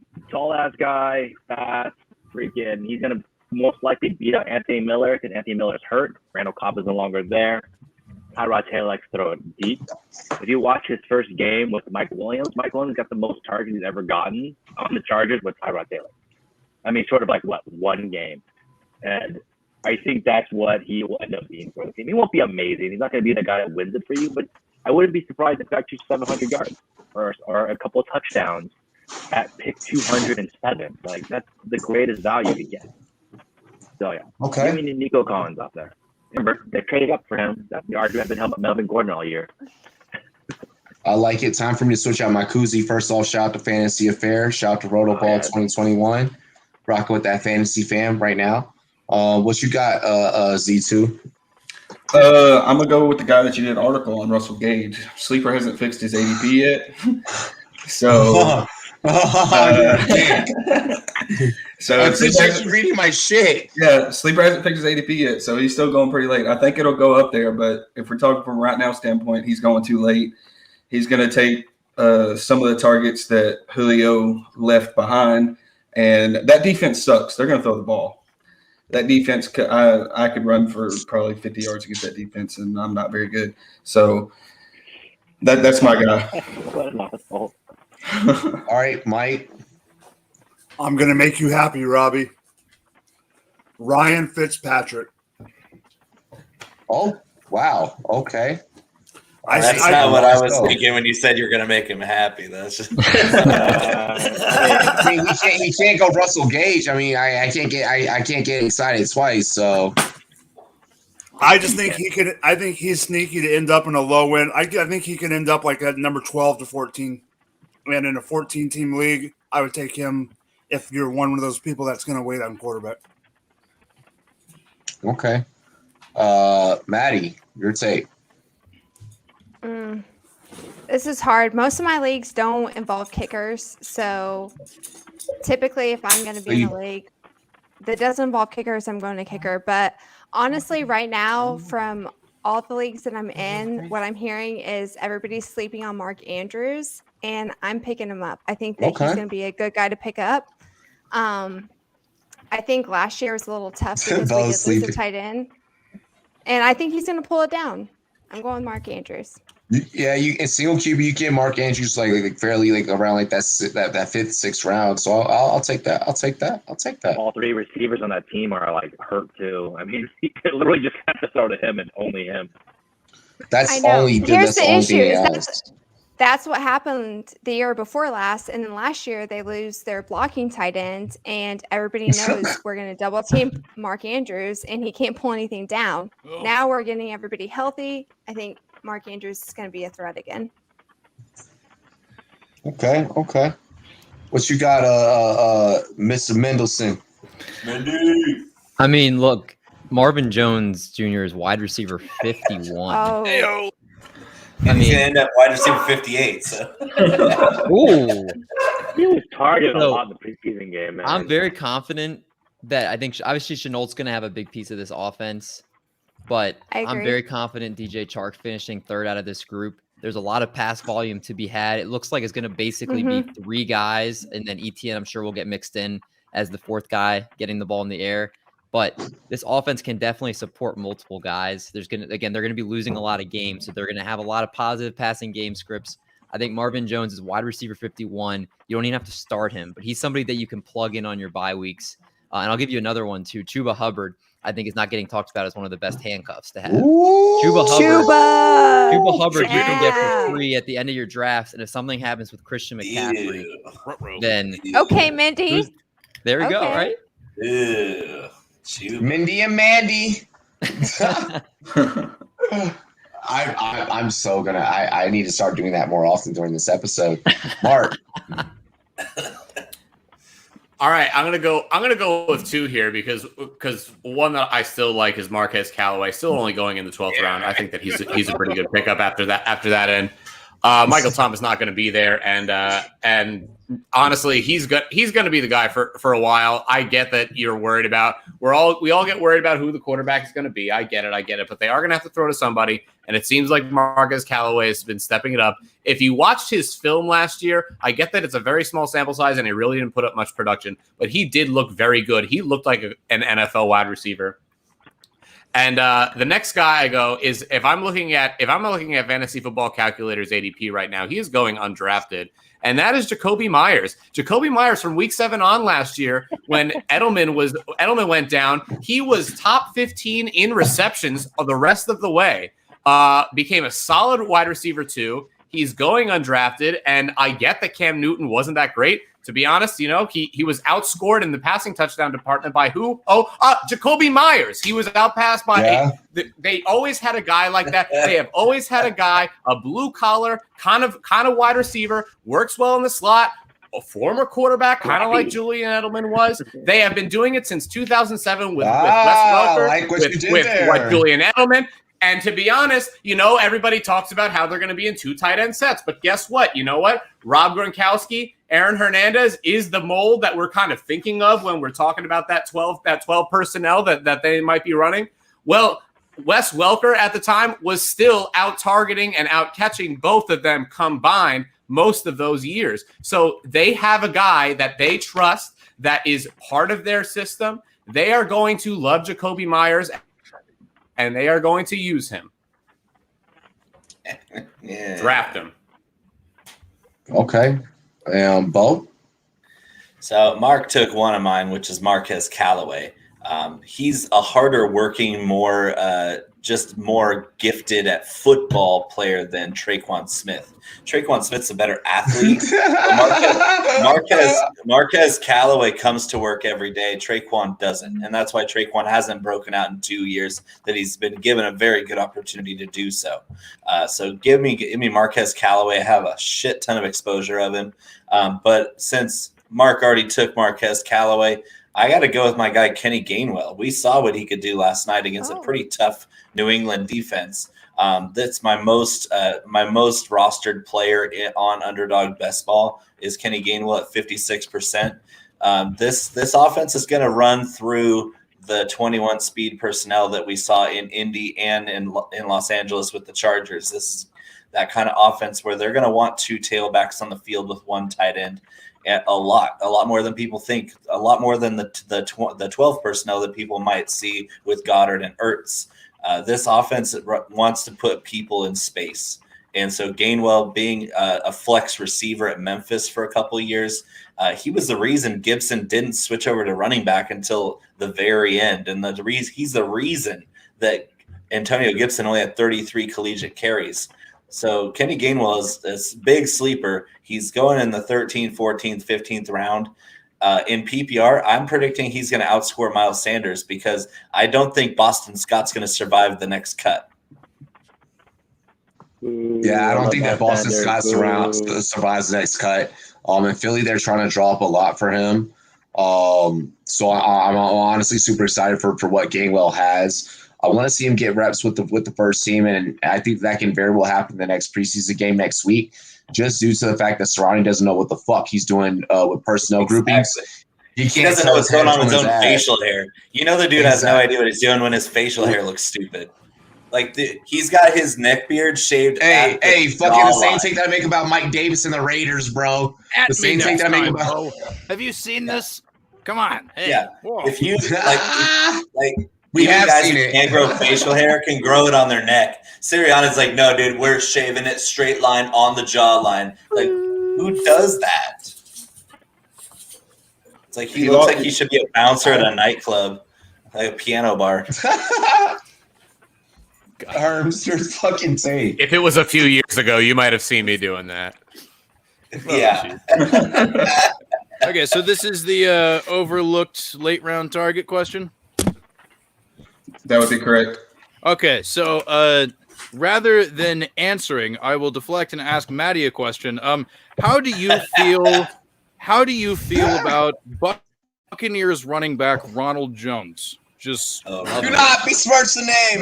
Do not besmirch Rojo. That's bottom of the barrel for me. Oh, Just saying. He got on. I'm not wasting a pick. Do not besmirch the name of Rojo. Roger's dad. Oh, jeez. Anyway, so besides Ronald Jones being the best answer ever, okay. Looking at things in okay. Only So 23 years old. Find my article on footballabsurdity.com. So when I was taking a shit all over the whole Robert Tonyan thing earlier, I'm gonna flip it. I'm gonna invert it. Coincidentally, my next article coming out on Football Absurdity, Gerald Everett being drafted Football Absurdity. Shout out. Gerald Everett, tight end 25, according to 4for4 ADP. That's fucking ridiculous, man. And I'll go into greater detail with it when this article is published. But look, okay, they target the tight end in Seattle a lot. They have a lot over the past 5 or 6 seasons. The issue has never been the opportunity. It's been basically they all get fucking hurt constantly. You know what I mean? But the opportunity is there. Russell Wilson looks for that shit in the red. I don't know. More coming soon, but Gerald Everett. I like that. I like the Gerald Everett too. take. I'm excited to see that new article. Make sure you just link the whole family, man, because that shit sounds like it's already about to be fired. And we already know what the Rojo article turned out to be, and that shit was straight fire. So all right, hey, Mr. Raji Harris, our G reporter, what you got, my G? Fuck. I mean, if you shout to Toronto. I'm not even from Toronto. You know what says that, bro. God damn. I know. Anyways, You're Canadian, so it fucking works. All right. All of Canada is Toronto now, eh? Okay, cool. Exactly. Yeah. Anyways, if y'all have, if anyone has ever seen the show while I'm on, I'm sorry, Hoots. Let's just talk about Toronto. We can talk about Toronto. I'm going on Sunday. I'm making the drive on Sunday. Everything we know about Canada, we can just throw to Raji. Raji, my wife loved the grassy, we can All right. So British flag is better. If y'all have ever watched the show while I'm on, I have preached Quintez Cephas the whole off season. Toby, shut the fuck up. Today. But not Toby, shut the fuck up. Don't come after my son like that. Let this man talk. Okay. It's gonna be Quintez Cephas again. It's just you guys know that Jared Goff likes targeting his slot receivers. Quintez Cephas looks like he's gonna be what? You like targeting the cute ones, right? Exactly. That's why I'm the number one receiver on the Lions. Anyways, do you think he has teeth sharp enough to bite through a kneecap? No, maybe not. I might have to work on that. We'll see though. But yeah, Jared Goff likes his slot receivers. Quintez can play the slot. He can play outside. And Detroit's offense is utter shit. So yeah, it's T.J. Hawkinson, DeAndre Swift, and Quintez Cephas. So there you go. And fuck Rashad Perriman. So there you go. Almond Ross St. Brown. Rah rah rah, What's the lyrics already? In a bad offense. He's literally an Egyptian deity. I mean, come on, he's the sun god. You can't compete with that. That's true. He's also the best wide receiver to come out of USC in 10 years. 10 years. Hey, yo, Juju. Hold on. Yo, Juju. Dwayne Jarrett never got drafted and would have put fucking Juju in the dirt, bro. Exactly. Dwayne Jarrett Marquise Lee is better than Juju. Marquise Lee is better than Juju. Dwayne Jarrett had fucking had Matt Leinart throwing to him, bro. Yeah. And was a beast. We'll console each other after the show, Raj. It'll be fine. Yo, Maddie's sadly, Maddie's she's like, whoa, Robbie's old as shit. I'm only 30. Because that's more than 10 years ago. Yo, hey, do you see Matt Leinart in that Lexus commercial 2 years ago? No. Did anybody see it? Yo, Hey, Matty L has taken some L's, bro. Matty L has taken some L's.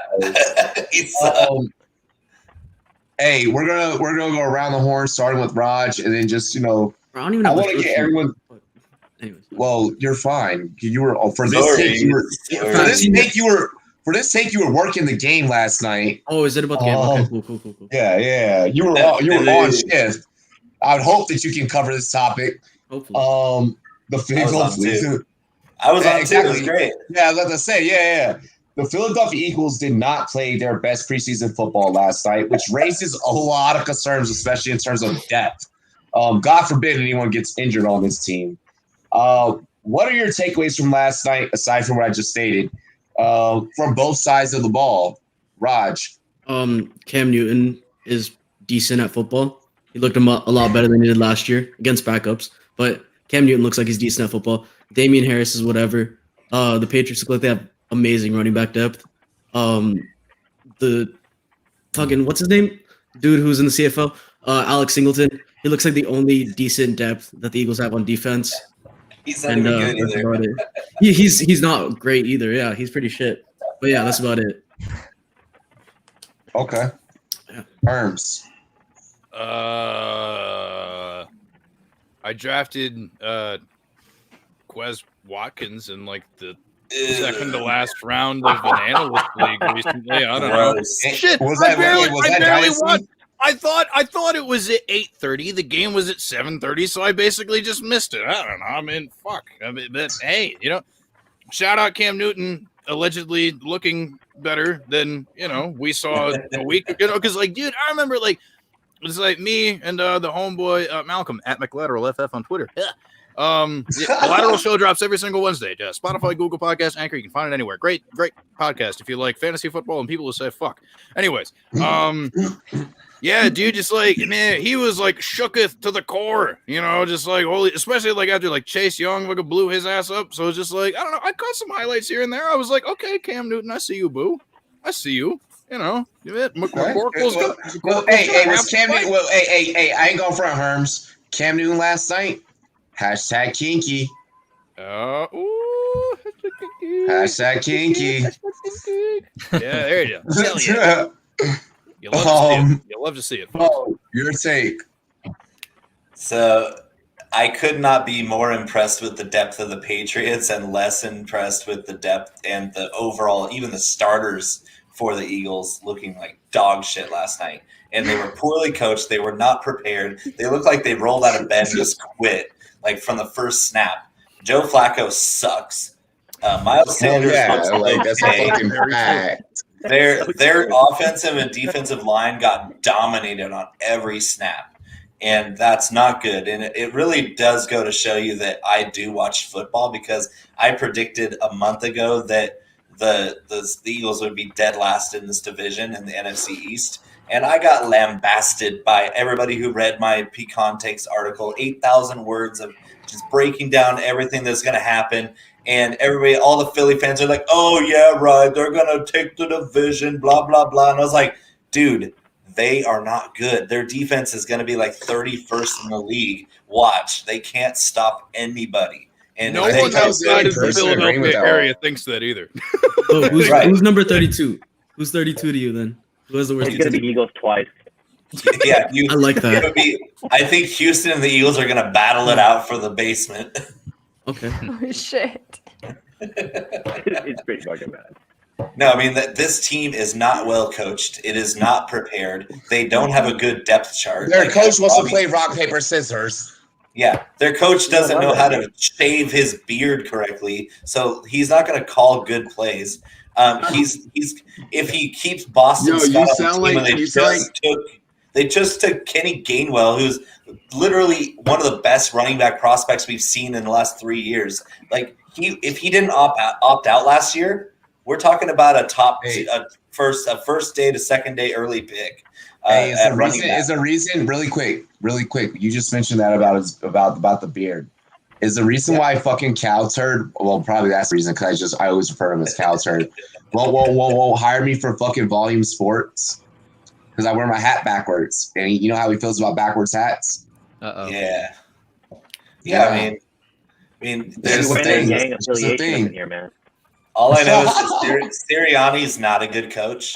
They don't have a good roster because Howie Roseman's a moron, and so it's a poorly designed, poorly built, poorly coached team with a couple stars on it, and that's not going to be good enough in the NFC East. They're going to suck. They're going to win 4 to 5 games. Everybody's going to be like, what the hell happened to Philly? Like, no, nothing ever happens to Philly because Howie Roseman, since he had the best roster ever in 2017, just completely obliterated it just by not doing the right thing. Philly happens to itself. It just and Philly, Jalen Hurts Philly didn't does even Philly puke and too. rally. Whenever you feel sick right before the game, you puke and rally. That's how this works. Yeah. And Jalen Hurts might be the most talented player on this team outside of a couple other guys. I mean, Hurts is actually better. I think Hurts is better than people give him credit for. But Mark, what you got? I agree. Well, I usually do a show on Thursday night, so I didn't actually catch the game. I heard Jacoby Myers did pretty well. But the other thing against Philly, you're right. I'm not, and ultimately, I'm not really watching the game because it's preseason and I don't really care that much. But the thing that everybody's talking about the Eagles, and Sirianni is this coach that they put together as part of a sweetheart deal for a guy that doesn't even play on the team anymore. It just doesn't really make sense to me what's really happening in Philly. Jalen Hurts, he might be all right, but we have not really seen it from him as a passer. We really haven't, and that's going to be the thing that allows him to stand another season. I have worries. I think their line might be a little better than it was last year, after some of these injuries come back, but I think it's just, it's kind of one of those teams that I'm avoiding altogether. And you might see Joe Flacco sooner than you think, just so they can tank and get some lower picks, some higher picks in the draft. Mindy, did you guys hear the Eagles announcer last night on NFL Network? He was like the most supportive guy, even though he knows they're going to be bad. He's like, yeah, we're gonna be good this year. Like this kid Gainwell, like y'all made a mistake letting him slip to the 4th round. Like we got a stud, and like he was just like the most positive dude. I was like, I need That's correct. He got drunk after that game. Yeah, he did. Yeah, I don't know what to think of that team, honestly. I mean, they are kind of a mess. I think they'll win some games. I don't know if they'll be like the number 2 pick worthy bad. I definitely think they'll be firmly in like the top 7 or 8. Obviously, depending on Jalen Hurts, how he's going to play. But if you're an Eagles fan, at least you can see him play this year. So you know if you need to draft a new quarterback when you have a high pick next year. I will say real quick that they have the Eagles have marketed this really well. They have postured all the way through this training camp to say, like, we're kind of gonna compete. We're actually playing to compete. Obviously, they have picks that are gonna allow. But exactly. But now, 2 weeks out, they're pulling the curtain saying, "No, the fuck, we're not. We're not doing that at all." And everybody's starting to realize it's all about the marketing. It's all about the optics and marketing. Yeah, because it's like actually Devontae Smith is a stud. Jalen Hurts is a stud. Miles Sanders is better than people think. They have a lot of studs, but they have no offensive line. So good luck with that. Good luck getting anything out of an offense with no line whatsoever. And it's kind of like some reality TV kind of shit where like you have to decide whether before the season starts or after the season starts, are you going to insert the blade into the person's front or in their back? It's like watching The Bachelorette. That's what's happening right now. They're telling you right before the eviction meeting, hey man, I just got to let you know it's going to be you this week. And and that's when they found out you just got fucked. Maddie, your take, Shorty. What's good? Oh God. I mean, this is hard because I think Devontae Smith didn't look bad. I felt like he is everything I expected him to be. I thought he looked fine. Dropping passes? Yeah, okay. Oh, no, I expected that from him. I really did. He has chemistry with Jalen Hurts. So until we see Jalen Hurts throwing the ball, no judgment there. I do think that This is hard. The Patriots offensive line, I think that they looked great. However, it was against the Eagles. So I feel weary about making a solid statement there. I think that if they're actually that good, we're going to see a lot of the Patriots running the ball. However, it was against the Eagles defense. So I'm trying not to shit all over the Eagles, but they're the shit show of the NFC. Go for it. Go for it. Love it. I love it. Okay. Robbie, okay. Robbie, what was my quote from last night? What was my quote from last night? Hold on. Maybe, well, before we get into that, bro, maybe it's just me playing, receiver since like the fucking age of like 14. Like I played all the way up to like the age of 28. I'm 30 now. And like, I don't know, if it hits your hands, you better hang on to that motherfucker. Like even in N'Keal Harry's drop, I was like, you should have hung on to that. Like that's yours. Like that's yours. His ball was a dime too. The ones that Devontae dropped were behind him by 4 feet, and he had to adjust. I agree with that. There was no good ball that was thrown to Devontae. That back shoulder wasn't bad at all. There was like four that were really good, and it was like really good, really. Like maybe two of them were debatable. Honestly, maybe one of them was debatable. But like, I mean, they were good. I would actually debate like 3. Yeah. See, everyone's too nice to Devontae. I feel like everyone's being too nice. If you're running a crossing route and he throws it 4 yards behind you, you have to slow down and turn your body to catch it. It's like, okay, might as well let it drop because you're going nowhere anyway. Yeah. It's not happening. Yeah, you already expect it to be down. And Flacco sucks. That's why we said it, because Flacco's throwing it behind a crossing route. But that's not the point.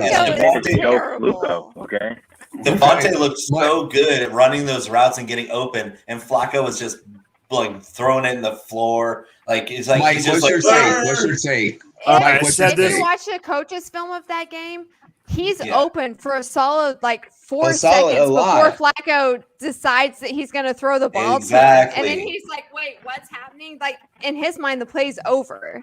Yeah. Why isn't he open anymore, dude? The reason why he's open is because the defensive guys turned around and walked off the field. I feel like. Right. Anyway. All right. So I really have only one observation for this game because everything else has been said. I said this in the chat last night while you guys were calling the game. You know it's bad when the Eagles defense makes Sony Michel look like he's something again. Yep. And N'Keal Harry. Yeah. First round pick, Sony Michel. Okay, put some respect on his draft capital. Show of hands. Who drafted N'Keal Harry in their rookie drafts that year that he came never. Nope. I didn't. I did it because he was Canadian. So. I did because I saw him in the Pac-12 dominate, but that was a mistake. I interviewed him, and that's what stopped me. Oh, really? Oh, he didn't like. Yeah. He didn't have the it factor. Wait, I want this story, Robbie. I want this. So I've interviewed a lot of players. I interviewed 40 of the 2019 class. And like, yeah, there's just a couple of guys out of that class that like, I wasn't high on. There's a lot of crazy stories from that weekend. That was another crazy weekend, but yeah. It was fucking insane.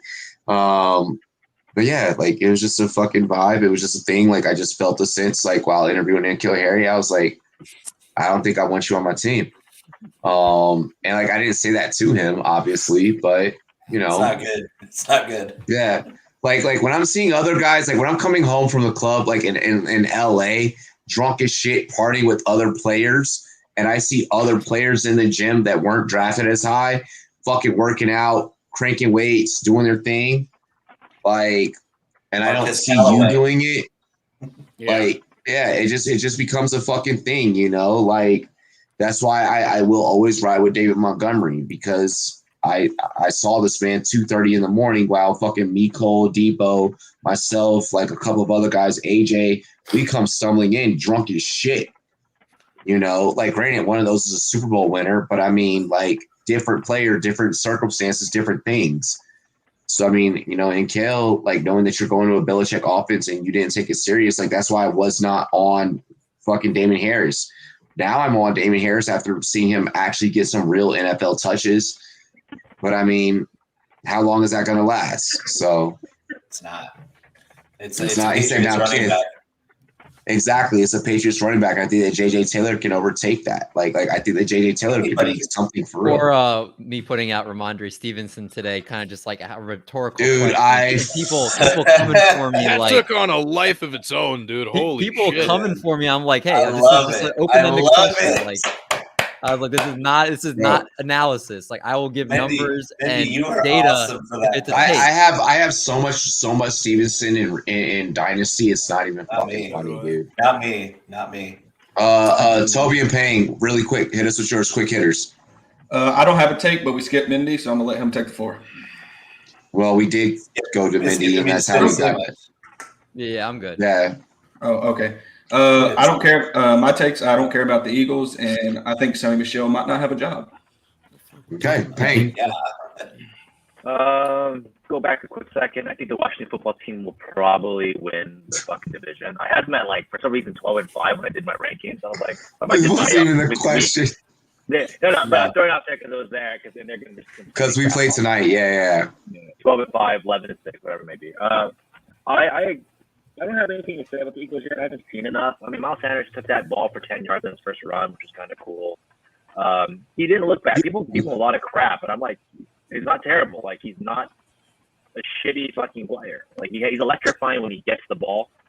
And he did that. He did that with Judon on the field, who's been the most impressive defensive player on that line for the Patriots. So.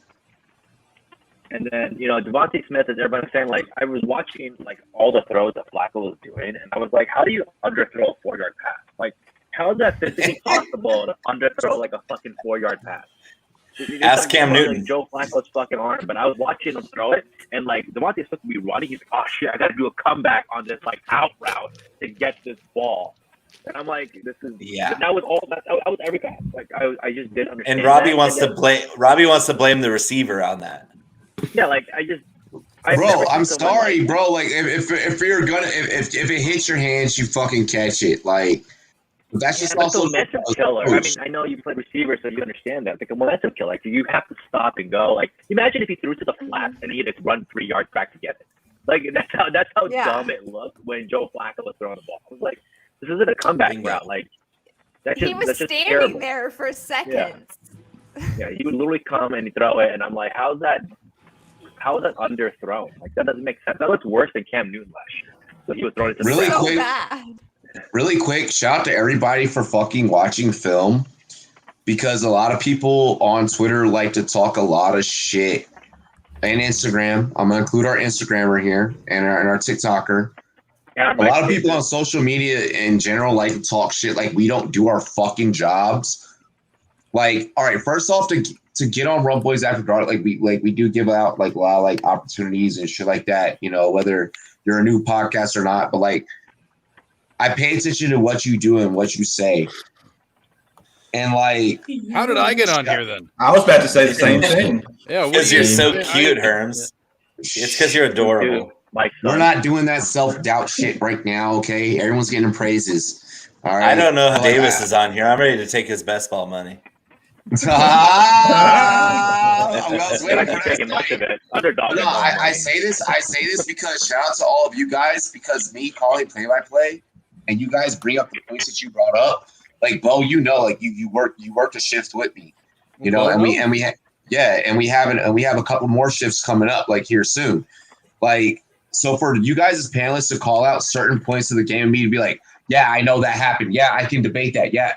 Like, that makes me proud because you're doing your fucking jobs. Like, like anyone that wants to be like, oh, well, this person, thinks they know so much on Twitter, or like, yeah, because they really fucking do. And I watch their work and I see what the fuck they put out. So all of you in the chat that like, have been watching tonight that are not following these people, that are not showing them love, pay attention to what the fuck is happening here, because they're telling you, they're giving you exclusive ass reasons as to why you need to be following them. And it's all differentiating opinions, and you're getting it all in one show. Let's go ahead and get into this next take. I'm going to pull up the graphic. Before we get into this next take, I am nervous about everyone's responses because this is my team. So I am just going to state that I am going to sip some really quick. Cheers to me. Cheers to you. All the Rumboyz and girls, what it do. Dilly dilly. Yeah. I'm afraid for what all of y'all are about to say. The Washington football team. Boo! Yay. The Washington football team has narrowed down its name selections to 8 remaining options. There is a media clip that bleeps out the actual 3 names. Okay, this clip is happening. There's a documentary. There's a preview on this documentary of like searching for the name and everything that's going to come out. They've narrowed it down to 8. There are 3 finals. I'm going to display the graphic of the final 8. We're going to go through and figure out what out of these 8 remaining, what you guys think are the finalists. And we start with paying. So it's Armada, Brigade, Commanders, Defenders, Presidents, Red Hogs, Red Wolves, and Keeping Football Team. List of the final 3 is not revealed, by the way. So these are just a few of the final of what it could be. Wait, so there are more options than the 8? It is comprised. It's comprised within this. Yeah. I think it has to be the 3 on the right. I feel like they want to go with the red portions and the Washington football team. People like I actually think people like that name, so I have to guess it might be the 3 that are bleeped out. So the final 3 you got? Yeah. All right, we go to Z2. I don't like any of these names. Exactly. I mean, look. You gotta pick 3. I guess Commanders, Red Hogs, and the football team because it's still there somehow. Okay, all right. So Commanders, Red Hogs, and football team. Okay, I see that. Like, could you imagine like a commander like marching the field, like saluting the fans, like this is DC, like and you know you can call me stupid, but what the fuck is an armada? Isn't it a group of boats? It's a Spanish word for army. Yeah, it's a Spanish word for army. Yeah, it's a Spanish word for army. It's also a Nissan car. There went my 3 years of Spanish in high school. Drop the mic. Washington football team, Red Wolves, and Brigade, but I think it's going to be the Red Wolves or the Washington football team. Yep. Okay. And next we got Maddie, not Mindy. Maddie. Mindy. I think it's going to end up being Washington football team, Commanders or Defenders. But to be honest with you, I think their cheerleading squad has a much better team name. Probably. Okay, the Ambassadors. They're the first ladies of football. Yep, and we have the first ladies of football, and then we have the Ambassadors. We have 2 squads. Oh, you guys have the squads. Ambassadors? I think it's going to end up being Washington football team. They're probably already printing out merch. I think it's a done deal. People like that. Okay. WFD. I don't know, but you can double up on you have all your historical sales from the old name that we won't mention, and then you have Washington football team which you get for 2 years. It'd be a hell of a buildup to keep the thing the same. Well, I've heard, you know what I mean? Like that's true. But that would be That's like true. the most like Washington football team. Asian glow. I have heard some people That's say so they want funny. to. I've heard some people say that some people in the front office want to stay away from military, but I don't know how true that is or not. Some people are wanting to stay from military, but then some people are wanting to stay from red anything. So like you have 2 sides of the aisle. It's DC, so that's going to happen. You're going to have 2 sides of the aisle. Get what I just did there? I see what you did. I see what you did. Thanks, Mindy. Not So Maddie. I can eliminate one right now because it's not going to be the Washington football team, and because in an article on from WUSA Today 9, Washington, not Dan Snyder, what's his name, Jason Wright, who is in the front office and is like handling this change. He said our fans ran away with the name, but nah. So. And they also said he eliminated the Warriors because it was too closely aligned with the Native American themes. So going along with that. So I think so Warriors won't be it. Yeah, Warriors won't be one. And then he pretty much acts that it's going to be the Washington football team. So it's going to be one out of these 7. Yeah. And- So then you're eliminating Red Hawks and Red Wolves. Red Wolves is a very popular one that was in Twitter. Red and Red Logan Hogs Paul's last year. Yeah. It's very Well, we popular around here. went by the Hogs in the 90s. So, like, our nickname in the 90s when we won our Super Bowls was the Hogs because of our offensive line. So that makes sense. That has to be the And that was favorite. dumb, I think the most catchy one.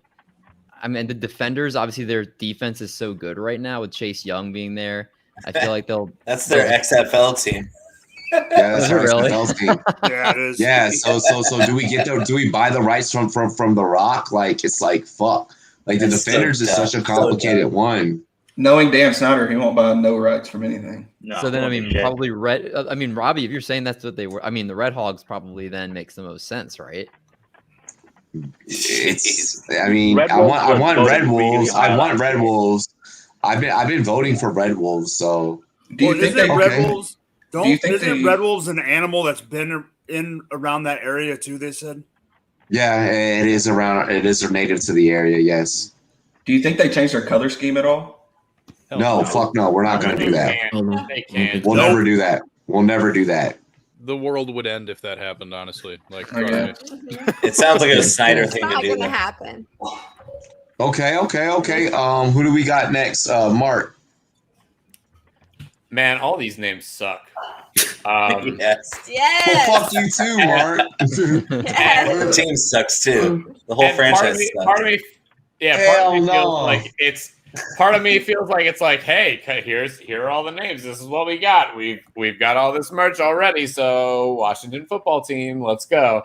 I that's what I think is probably going to happen. Is they're going to stick with football team. No offense to Mendy, but you also don't think that guy going into the front office is like, yeah, everybody knows Washington football team sucks. Let's put it to a vote between eight different team names. All these teams suck though, man. I don't know. I think it's just going to end up being Washington football team. I mean, yeah, it's just from like the articles saying that he is that it's not considered an option. So unless he's like just trying to build up the hype that it's going to stay that name.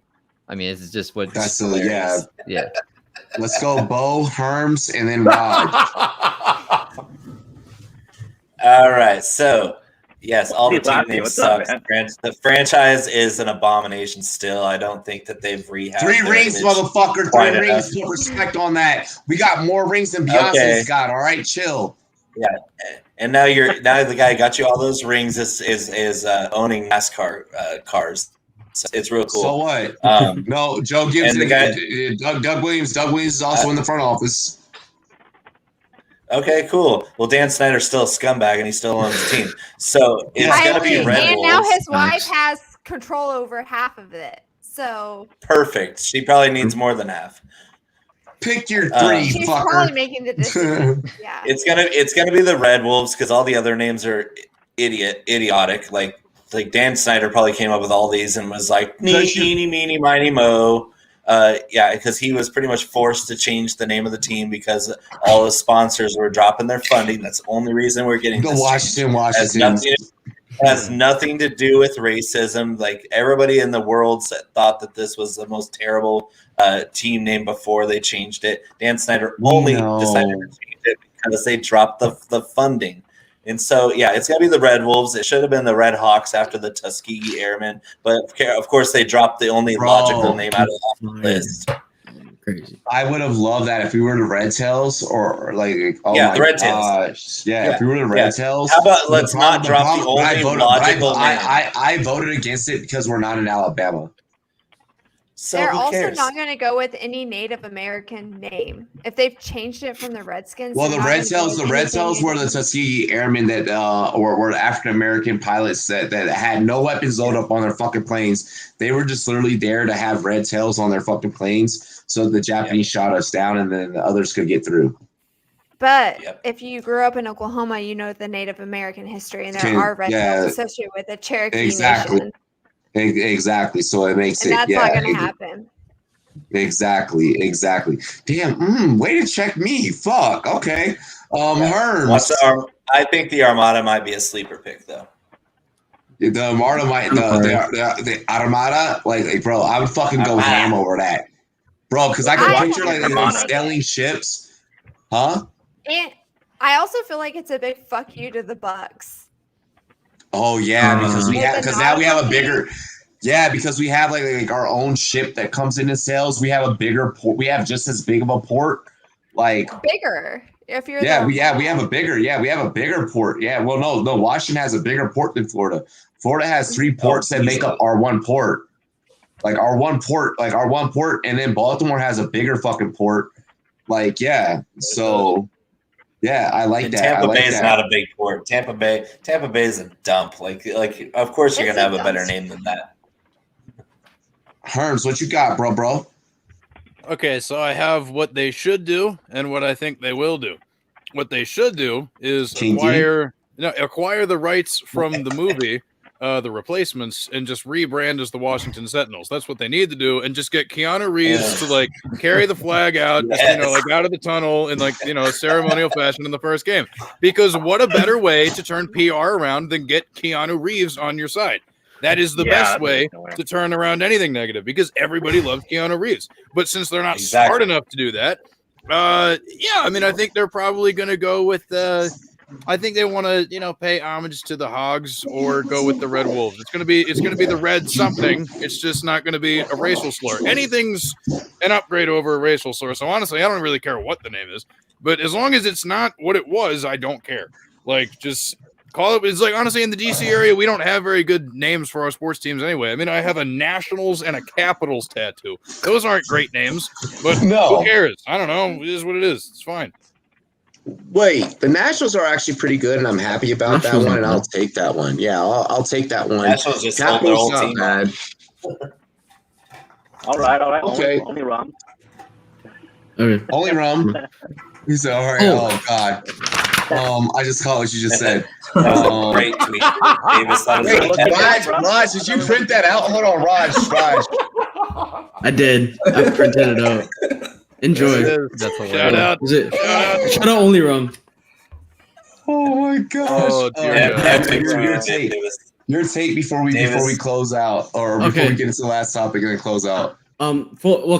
Side note from what I heard, those 8 aren't actually the final 8. It's just like a random, and then the final 3 are within them. I don't know. That's what I heard. Within them. Yeah, the final 3 are within them. But that's just a random 8 selections or whatever. But anyways, I think it's either gonna be Red Wolves. I guess that's the popular take. Red Hogs. I makes wanted sense. to be Red Wolves. Red Wolves just makes the most sense. Red Hogs is cool, and then if not, I guess Commanders or Armada because they're like military theme. Bro, if it's the Red Wolves, the first game that we announce that's our new name, and we come out with our new logo, and like it's like a beast ass like wolf, like make that motherfucker have rabies, just foaming at the mouth, it's like Herms, you're right down the street from like I used to live 2 blocks, literally. So Springfield Apartments. It's 2 blocks away from FedEx Field. Back in the day, it was Jack Kent Cook. I used to live there. I legitimately used to motherfucking live there. I played for the Summerfield Indians, actually, which was my youth baseball team. We ain't know no better back in fucking 1995, 1996.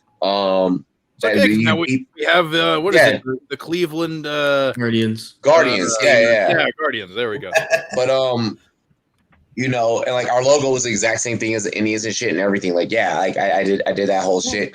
But no, like I bring this up because like to be able to go back to the stadium and everyone to just be like, oh, like fucking howling.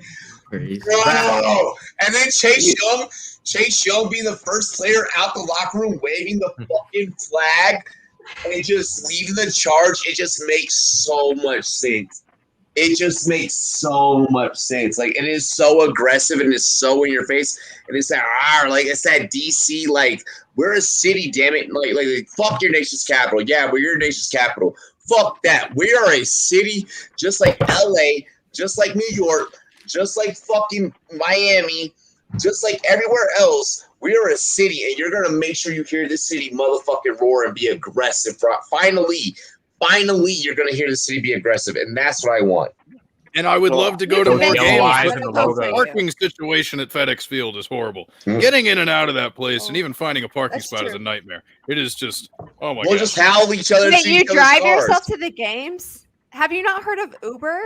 Who drives? Oh no, themselves to no! a football game? I live a little too far away for an Uber. So here's what we do. Where I'm from, you take a train to the game. So you hop on the metro, you take the metro, and then you Uber from your metro if your metro is too far. But yeah, we take the train to the game. Walk to the stadium. Nobody's Mine is driving and parking at the stadium anymore. Yeah, mine is so much more complicated. I gotta go park at the border, get a tunnel bus, and then get another bus to the fucking stadium. I'm 2.5 hours. That's like away from the nearest so football shitty. stadium. I got to walk a mile to Ravens Stadium. Ew, Ravens. All right, so we got we got everyone's takes. Go Flock. Well, really quick, Bobby. So you were talking about the whole Wolves thing. It'd be kind of cool though, every time they like get a sack and they could go like do the woo fucking, like Wolves and shit, right? Like you howl it. That'd be fucking awesome. But they would charge you 15 yards for taunting, so that's not gonna happen anymore. Sorry. Great callback to the beginning of the show. That's true. That's true. That's why they're the presidents now. Okay, so let's go ahead. We're gonna go around the panel. We need to let everyone know what we're tuning into, what we're watching this weekend. We have a big weekend in sports. A lot of great, preseason games. A lot of big fights happening. Some okay baseball games happening. What are you locked in and tuned into, and what should the fans, so that you're following that you brought here to the Rumboyz Fantasy Network to tune into? What should your following be tuned into? What you're tuned into? We start with Payne. Can you say that question again? Whoa. So what in the whole world of sports, what should everyone, what's like a game, a fight, anything that people should be tuned into? Should we talk about this week or a few next week or a few weeks? You said what? Oh, you're talking about this weekend, right? Yeah, this weekend. I actually not really kept up with any of that stuff, but I know for a little bit I would say go for preseason right now because you're getting closer to week 3, week 2s, week 3s, that kind of stuff. You're gonna start seeing a few more players that were out of week 1 preseason start to play. And I think that's gonna be very nice to see. That's something that I think we're all hoping for. I don't know if it's gonna matter too much though, but that's what I'm gonna be catching. All righty, Z2. I have 3 drafts this weekend, so probably not a lot of watching football. So, but the Astros will probably be on somewhere, so I'll be watching them.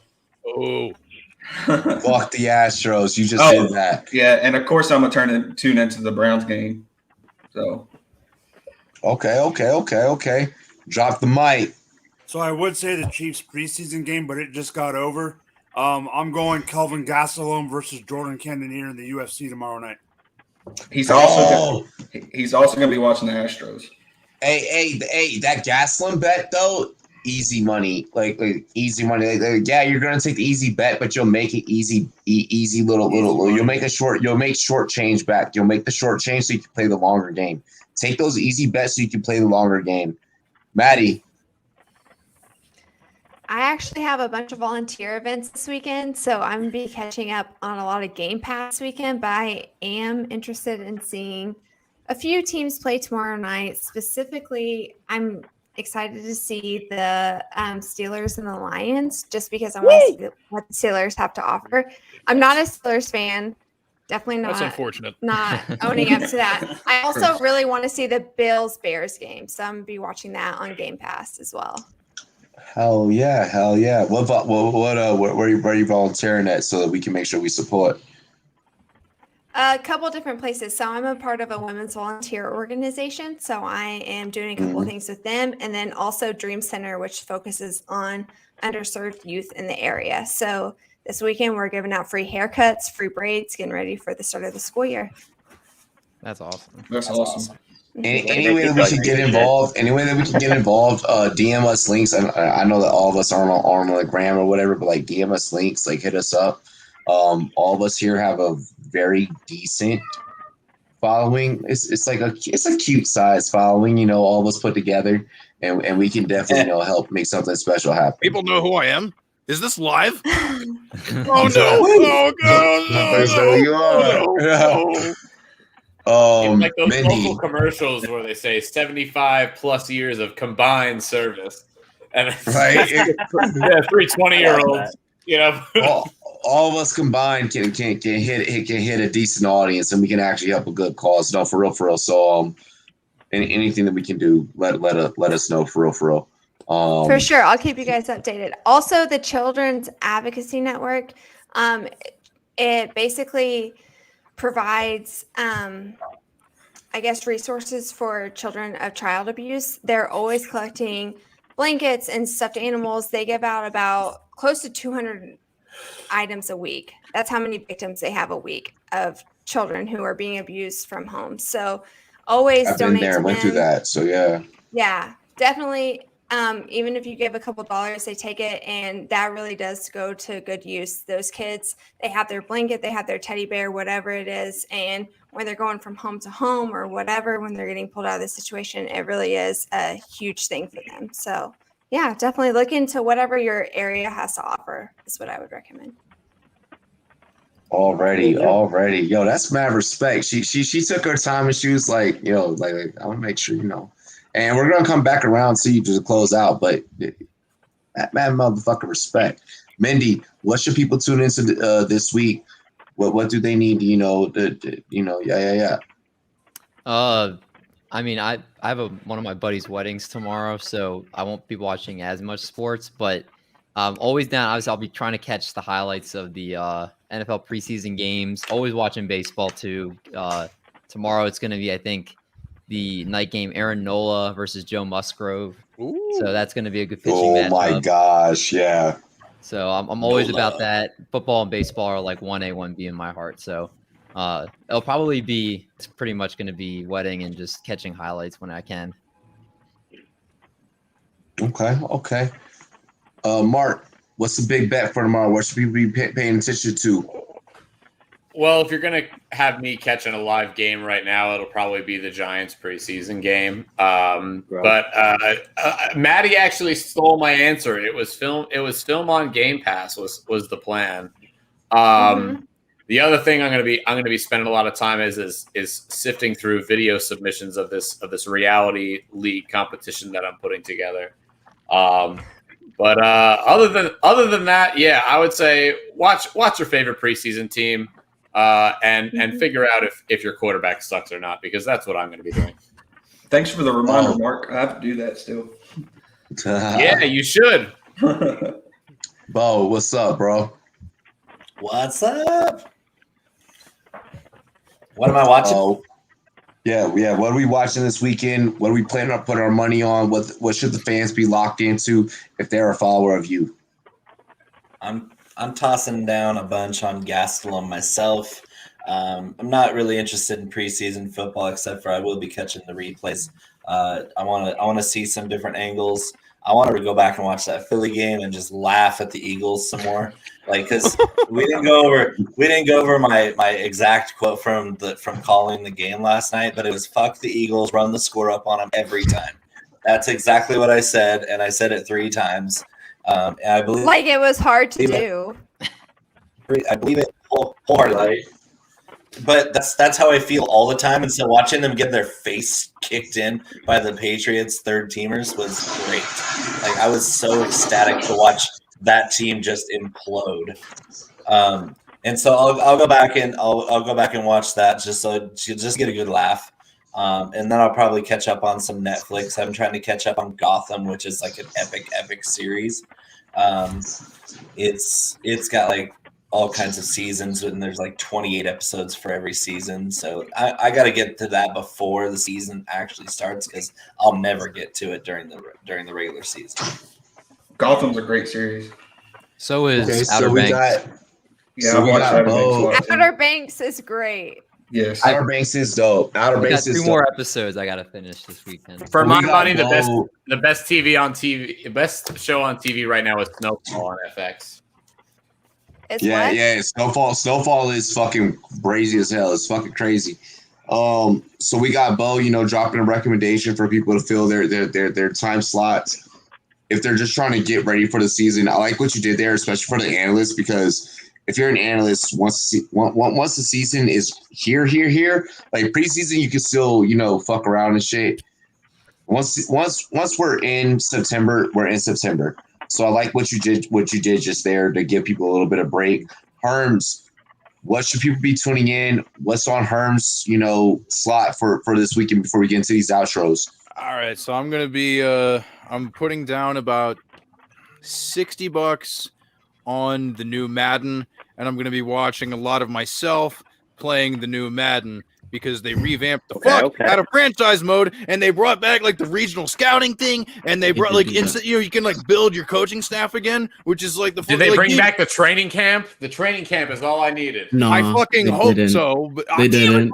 But either way, they brought back a lot of really cool shit, and just because, like, I mean, also like shout out my fellow baseball nerds out there. If anybody's ever played out of the park baseball on like Steam or like any of that shit, you know what I mean? It's like get like super in-depth control, like every aspect of an organization, do all that shit. Not quite where Madden is bringing it back to, or like even bringing it to in the first place, but like, yo, dude, like, I don't know, because like franchise mode kind of got like stripped the fuck down over the last several years, and it's like, yeah, I'm still that asshole that buys it every year, but at the same time, like, this is the first year I'm like legitimately excited. I'm like, fuck, we get to do cool shit again. Tweet the motherfuckers and tell them we want a Madden code, bro. Tell them we want to give away some Madden codes. That would be. I am actually going to give away some Madden codes. Actually. Oh shit! Well, but either way, you want to give away some Madden codes? We can do it on next week's show. Next week Friday, we give away some Madden codes. Okay, but if anybody is I on, think I have about 3 copies. Nice. You have 3 copies? Bet. All right, so then we give away 1. We give away 1, and we give away all the way an autographed jersey, because I have an autographed jersey sitting here that I'm probably not going to use. And if anybody ever, if you're I know on, what it is. What console are you on, Hearns? I know what it is. Yes. If you're playing on PlayStation 4 and you want to play against me, just like slide in the DMs. We'll figure it out. It'll be like, yeah, let's go. We'll do it. It's on, Herms. It's on. Raj, give us what your weekend slate is looking like. What should people be betting on? What should we be watching? Do you have some leisure time? What's it looking like? Unfortunately, I am packed this weekend. The only thing I'm tuned into is the Steelers game. I got good answer. I got a job interview tomorrow and a couple fundraising events. I'm getting a job, yo. Yeah. Do you need a reference? I'll be your reference. I'm good. Like, I'm good. It's just I'm the best hype man in the world. I love that. Thank you. But so hopefully getting a job at Staples tomorrow. And a couple charity events. One for Call Said. It's a charity, and we're raising money for the situation in Afghanistan. Y'all heard of that, obviously. Yes, sir. And then we're doing a thing at one of our. It's called Downtown Mission. It's the shelters down here, so we're passing out food to a bunch of the shelters. So that's tomorrow. And then Sunday is actually like an Indian holiday, so I'm busy all day then too. So and then I'll sneak out to watch the Steelers game. That's about it. Hell yeah. Hey, yo, man. I love you, little bro. I appreciate you. Mad respect. I'm gonna go ahead and I'm gonna say it because no one's brought up either of the events tomorrow. Yes, I will be watching preseason. Well, because that's my job, but it's also my job to give you guys analysis and betting on other things. So we may or may not cover one of 2 fights tomorrow. It's looking like we may cover that Jake Paul Woodley event. So I'll probably be live. I think Jake Paul Woodley is tomorrow. I know that Pacquiao going to be watching that. I know. But that's next Sunday. It's next Sunday. It's next Sunday. 29th. Yeah. Okay. Okay. I know we got is Pacquiao Udonis next this week. Pacquiao is this week. I think so. Yeah, Pacquiao is this week for sure. So I'll be covering Pacquiao actually that's this tomorrow. week. That's tomorrow. Yes. Pacquiao fight is tomorrow. So I'll be covering the Pacquiao fight tomorrow. And then next week I'll be coming to you guys with the Jake Paul Woodley fight. That's what I'm going to be tuned into, following all preseason events. Tune into preseason, please, guys. Our main focus, we do all sports here, and we talk about all sports, but our main focus is football and making sure that you win your money on football, whether that's money line, whether that's props, whether that's over under, whether that's your fantasy lineup, your start sits, your injury analysis, whatever the fuck you need. We're trying to make this the one-stop shop. We're bringing you all the different analysts from around the whole entire industry to really honestly make that happen and give you the best of the best perspectives. And mine. Yeah, exactly. So we're going to start at the bottom, actually. Speaking of, we'll go Raj, Herms. We want to set this off. Give us your outros. We need to make sure that everyone knows they know where to fucking find us as a collective. We need to get into everyone specifically. Again. Okay. Raj, where can I find you? I know what you want to do. Let's go. Yeah. All right. Twitter at Rumboyz Raj. Y'all see the name right there. Articles on rumboyz.com. And right here on this YouTube channel, sub to Only Rum, and use code Rumble at checkout for 15% off Rumboyz condoms. Don't make a mistake. Don't make a mistake. Condoms are like our boat. Oh my god. Oh, that's my Come on, face. bro. Wow, that's like really close. Okay, so you can find me on Twitter at HermsNFL. You can find me on this day of the week around this time, as per usual, on Rumboyz After Dark. In addition to my work that I do with The Lateral at The Lateral FF, we have a website, www.thelateralff.com. The podcast, The Lateral Show, drops every single Wednesday at noontime Eastern time. I'm not good with time zones, so whatever that means for you is whatever it means for you. So I'm not going to put in that legwork to figure out what time it is. And then aside from that, I contribute to Football Absurdity. You can follow that on Twitter at FBallAbsurdity and check out the website www.footballabsurdity.com. And then, I tweet stuff sometimes, and occasionally it's about football. Sometimes it's just about, mental health or, my takes on breakfast foods. But I mean, I don't know. Yeah. So just shout out your takes on breakfast foods and shout out to mental health. But your takes on breakfast foods. I love you, little bro. Mwah. Hey. Get him. Oh, okay. So I'm Bo_McBigTime on Twitter. Big Time Flavor _ on Instagram. That's my food porn page. Don't ask. You can't get my personal page. I'm literally never on it. Go to bigtimeflavor.co to get my line of food products, including the most deliciously intense condiment on planet Earth. That's Hot Box Gourmet Hot Sauce. This logo right here. And of course, Big Time Flavor Co. has its own logo here. I'm actually specifically wearing this hat tonight. Shout out my stepdad, he's battling stage 4 pancreatic cancer. He just found out a couple weeks ago. Really bad diagnosis, but they moved up his trip because his prognosis was very grim. They moved up his trip to Alaska to this last Wednesday from September because he wasn't going to make it to September, and he made it up there on Wednesday. So he's up there. This is his company that he started, Rockin' JE Hemp Company. Shout out all the cannabis farmers out there. It's a tough gig these days, but somebody's got to do it. Somebody's got to provide the fiber and the flowers and the leaves. Provide the medicine. Make people feel the medicine, the fiber, everything. And so, I'm heavy heart because chances are he won't come back from Alaska, even if he's still alive when their trip is over. That dude ain't coming back. And he's in his happy place already. So I'm glad to say that he made it up there. And so shout out my stepdad John. He's a real one. He's as close to a dad figure as I ever had. So that's my piece. Yo, really quick, this man, I'm trying to not let that, it's hitting me, and I'm not trying to be that person. But Bo's my brother. We've been working together, a year and a half now? A year and a half, something like that. And I need you guys to hear his story, and if there's anything you guys can do to help, help us, say fuck cancer.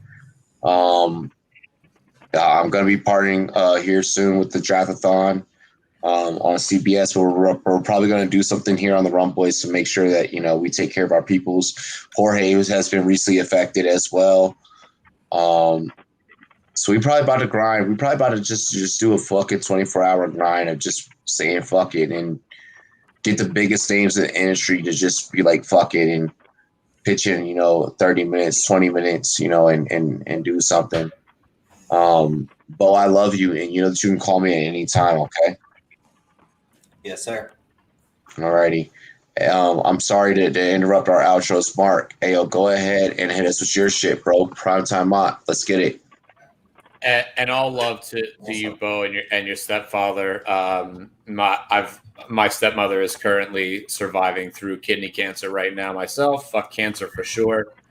But for those of you, let's keep it light. For those of you who don't know me, I'm Mark Shu. I host a show on Twitter, a live draft show called Primetime Mock every Thursday night. You can find me on Twitter at Primetime Mock. You can subscribe to our channel.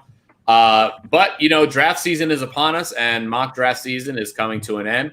So I'm starting a new project this football season, a reality competition I call Fantasy Football.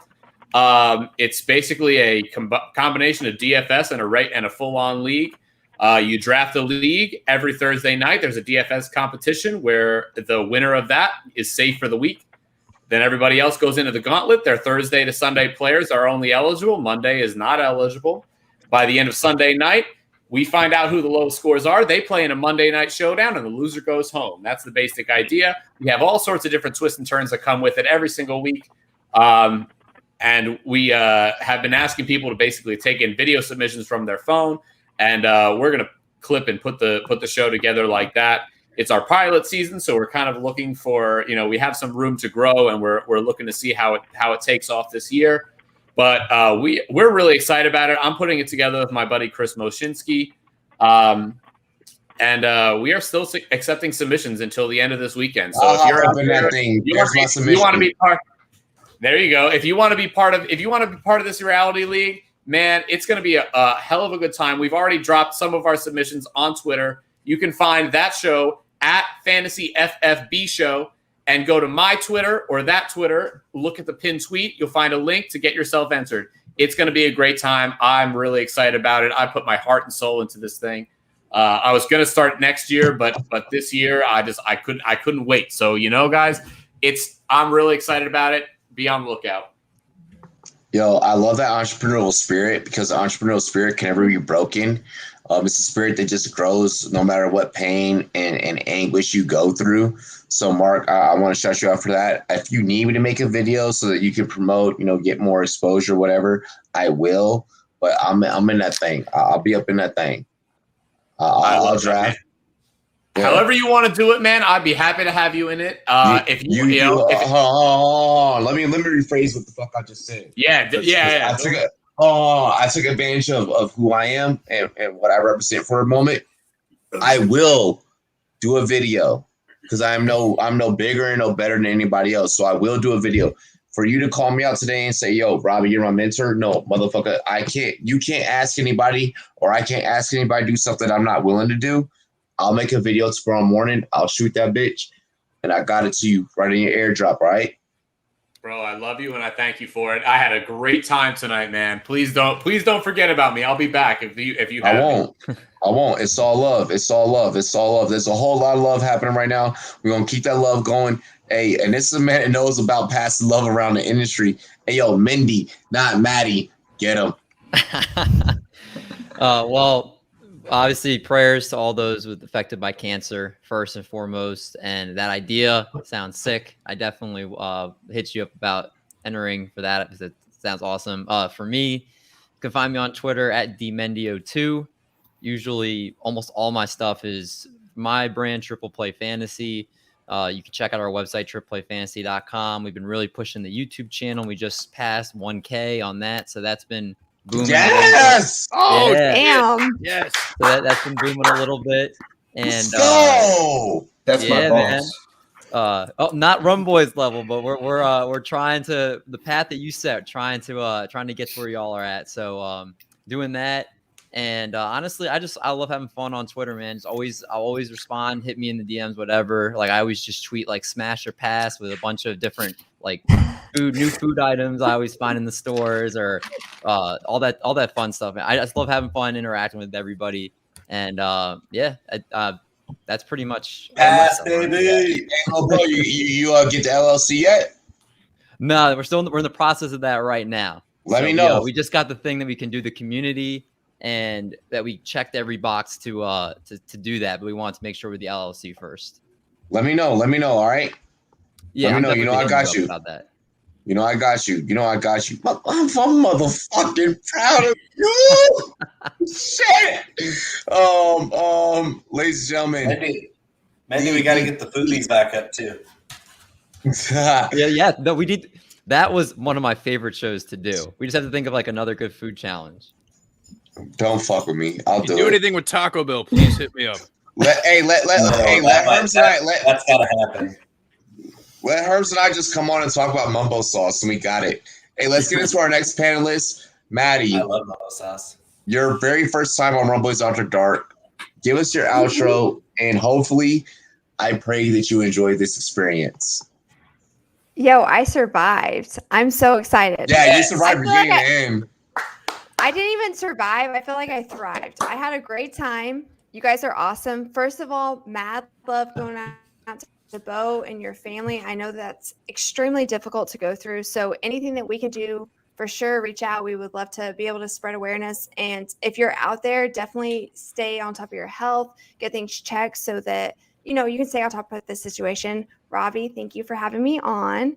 Unfortunately, we don't have a Twitter yet that's up and running. I have like a low-key Twitter that I like creep on people with, but I don't interact.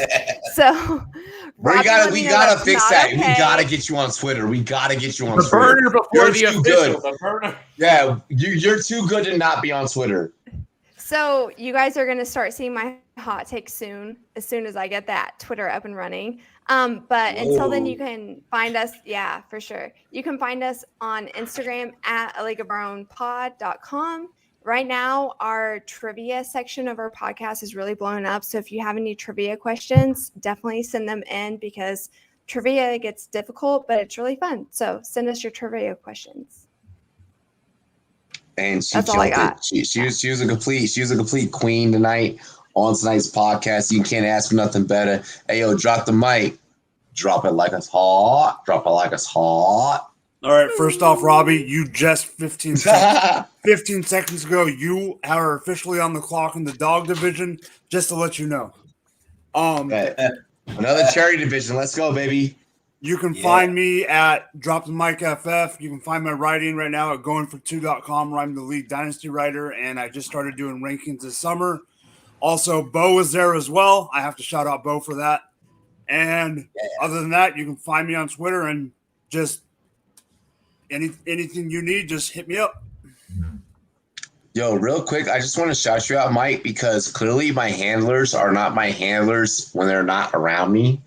Because that was some real handler, that was some real handler shit. You just, hey, you're on the clock, but I'm doing production, I'm pulling gears and levers, and you just did that. Oh my gosh! After I just picked AJ Brown, this is too sexy. This is just Marc Andrews is right there. Oh, Derrick Henry, Aaron Rodgers, Deandre Swift, AJ Brown. Do I want to take Andrews, or do I want to keep being a dick? Whatever way this pick is making you feel, you have to save it for only rum. So just all I know is Herms. I'm gonna make my second pick. No, I'm gonna make my second pick here, and I'm gonna go ahead. Who's it gonna be? I'm gonna take a quarterback. I'm gonna take Matty Ice. Because we're taking Russell Gage later. I'm in that league. You better take him soon. He's gonna get sniped now. Z2, talk that shit. All right, so you can find me on Twitter at Z2 Fantasy. I do graphics for David with Triple Play, Rumboyz, Real Deal Fantasy. Baked beans are nasty if they're out the can. If they're not fresh, baked beans are nasty if they're not out the can. That is a good. Go ahead. I tweet cool pictures sometimes. If you like that, then you'd like all me. The time. And most of my tweets get drugged. So if you want to come drag me on Twitter, at Z2 Fantasy. And Wallpaper Wednesdays are back. Wednesdays are back. Wallpaper Wednesdays are back. You can get a brand new wallpaper. One wallpaper for free exclusively through Z2 Fantasy every single motherfucking Wednesday. You can get the coolest drop only at Z2 Fantasy on Twitter. All right? I had to shout out Wallpaper Wednesday. And if anybody here needs a graphic, just DM me. Y'all got it. Yeah, but only if you're on the panel. If you're not on the panel, though. Gotta be working here on this motherfucker. Z2 made the primetime mock logo, so I love him for that. Always. Yeah, it took me always. 3 hours to make that one. Even though I'm a particular fucking. I don't really, I had his balls to the fire on the whole time. The amount of messages we sent between each other for that one graphic and header was insane. And it was the first time we ever met. I'm not happy for this fucker right here because I'm literally about to hit him up in the morning and I'm about to be like, hey, preseason tomorrow. I need this game. But I know he's gonna knock it out in fucking 30 minutes, so it's not even like, Not even. Hey, let's go ahead, run it. Hey guys, you can find me at PangsPicksFF on Twitter. You can find me at FantasySixPack.net on my articles. You can find me on SportsMe, where I lacked the last 2 days, but I'm back on it. All right, so Herm, tell them what is it? SportsMe? Sports you. SportsMe. Yeah, Sports you. Go sports yourself. Go sports yourself.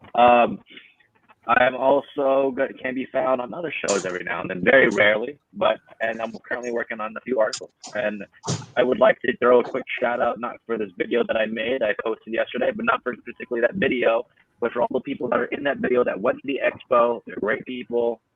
If you just want to just find good creators, I tagged over 30 of them, 40 of them. They're all in there.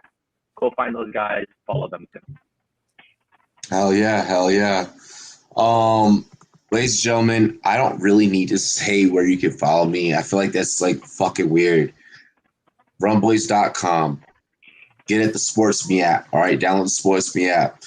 Follow me on all social media at Rumboyz, spelled with a Z, N-E-T, except for on Twitter, Rumboyz Robbie. That's where you can find me. You see the fucking vibes. Hold on. You see the vibes. YKTV, you know the vibes. For those that do not know what YKTV means, when you see me use the hashtag, you know the vibes, all right? Hashtag, you know the vibes. Hashtag Rumboyz. Hashtag Rumboyz After Dark. Hashtag Kinky. Whenever a player makes a sexy ass play, you already know what it is. I'm out here trying to slay, but not only that, join us for exclusive content. I will set your lineup for you for $6.99 a month. If you join our channel exclusively, we have a spreadsheet. We keep track of all of our exclusive members. I'll give a breakdown of your league. I'll let you know what you should do, the ins and outs of what you should do with your league. You will have a pocket analyst 24/7 around the clock, whether it's myself or anyone else around the Rumboyz Fantasy Network. And get up with us for all of our exclusive content. We'll break down your league. We'll break down your lineup. We'll give you an analyst, within your pocket, right there on your fucking cell phone. You get exclusive emojis in the chat. You get exclusive gifts and stuff like that in the chat that nobody else gets. So get up with us, for $6.99 a month. Fuck OnlyFans. It's only Rum. And you already know what to do. Yes. All right here on our YouTube channel. Can't even have any fun on OnlyFans anyway. Right. Hey, to this whole panel, we do got one final one. Hey, I appreciate y'all. Cheers to me. I appreciate y'all because y'all motherfucking killed it. And you only have to kill it as hard as y'all killed it tonight. Cheers to me. Cheers to you. All the Rumboyz and girls. What it do? Dilly. It was Get out of here, y'all. Peace.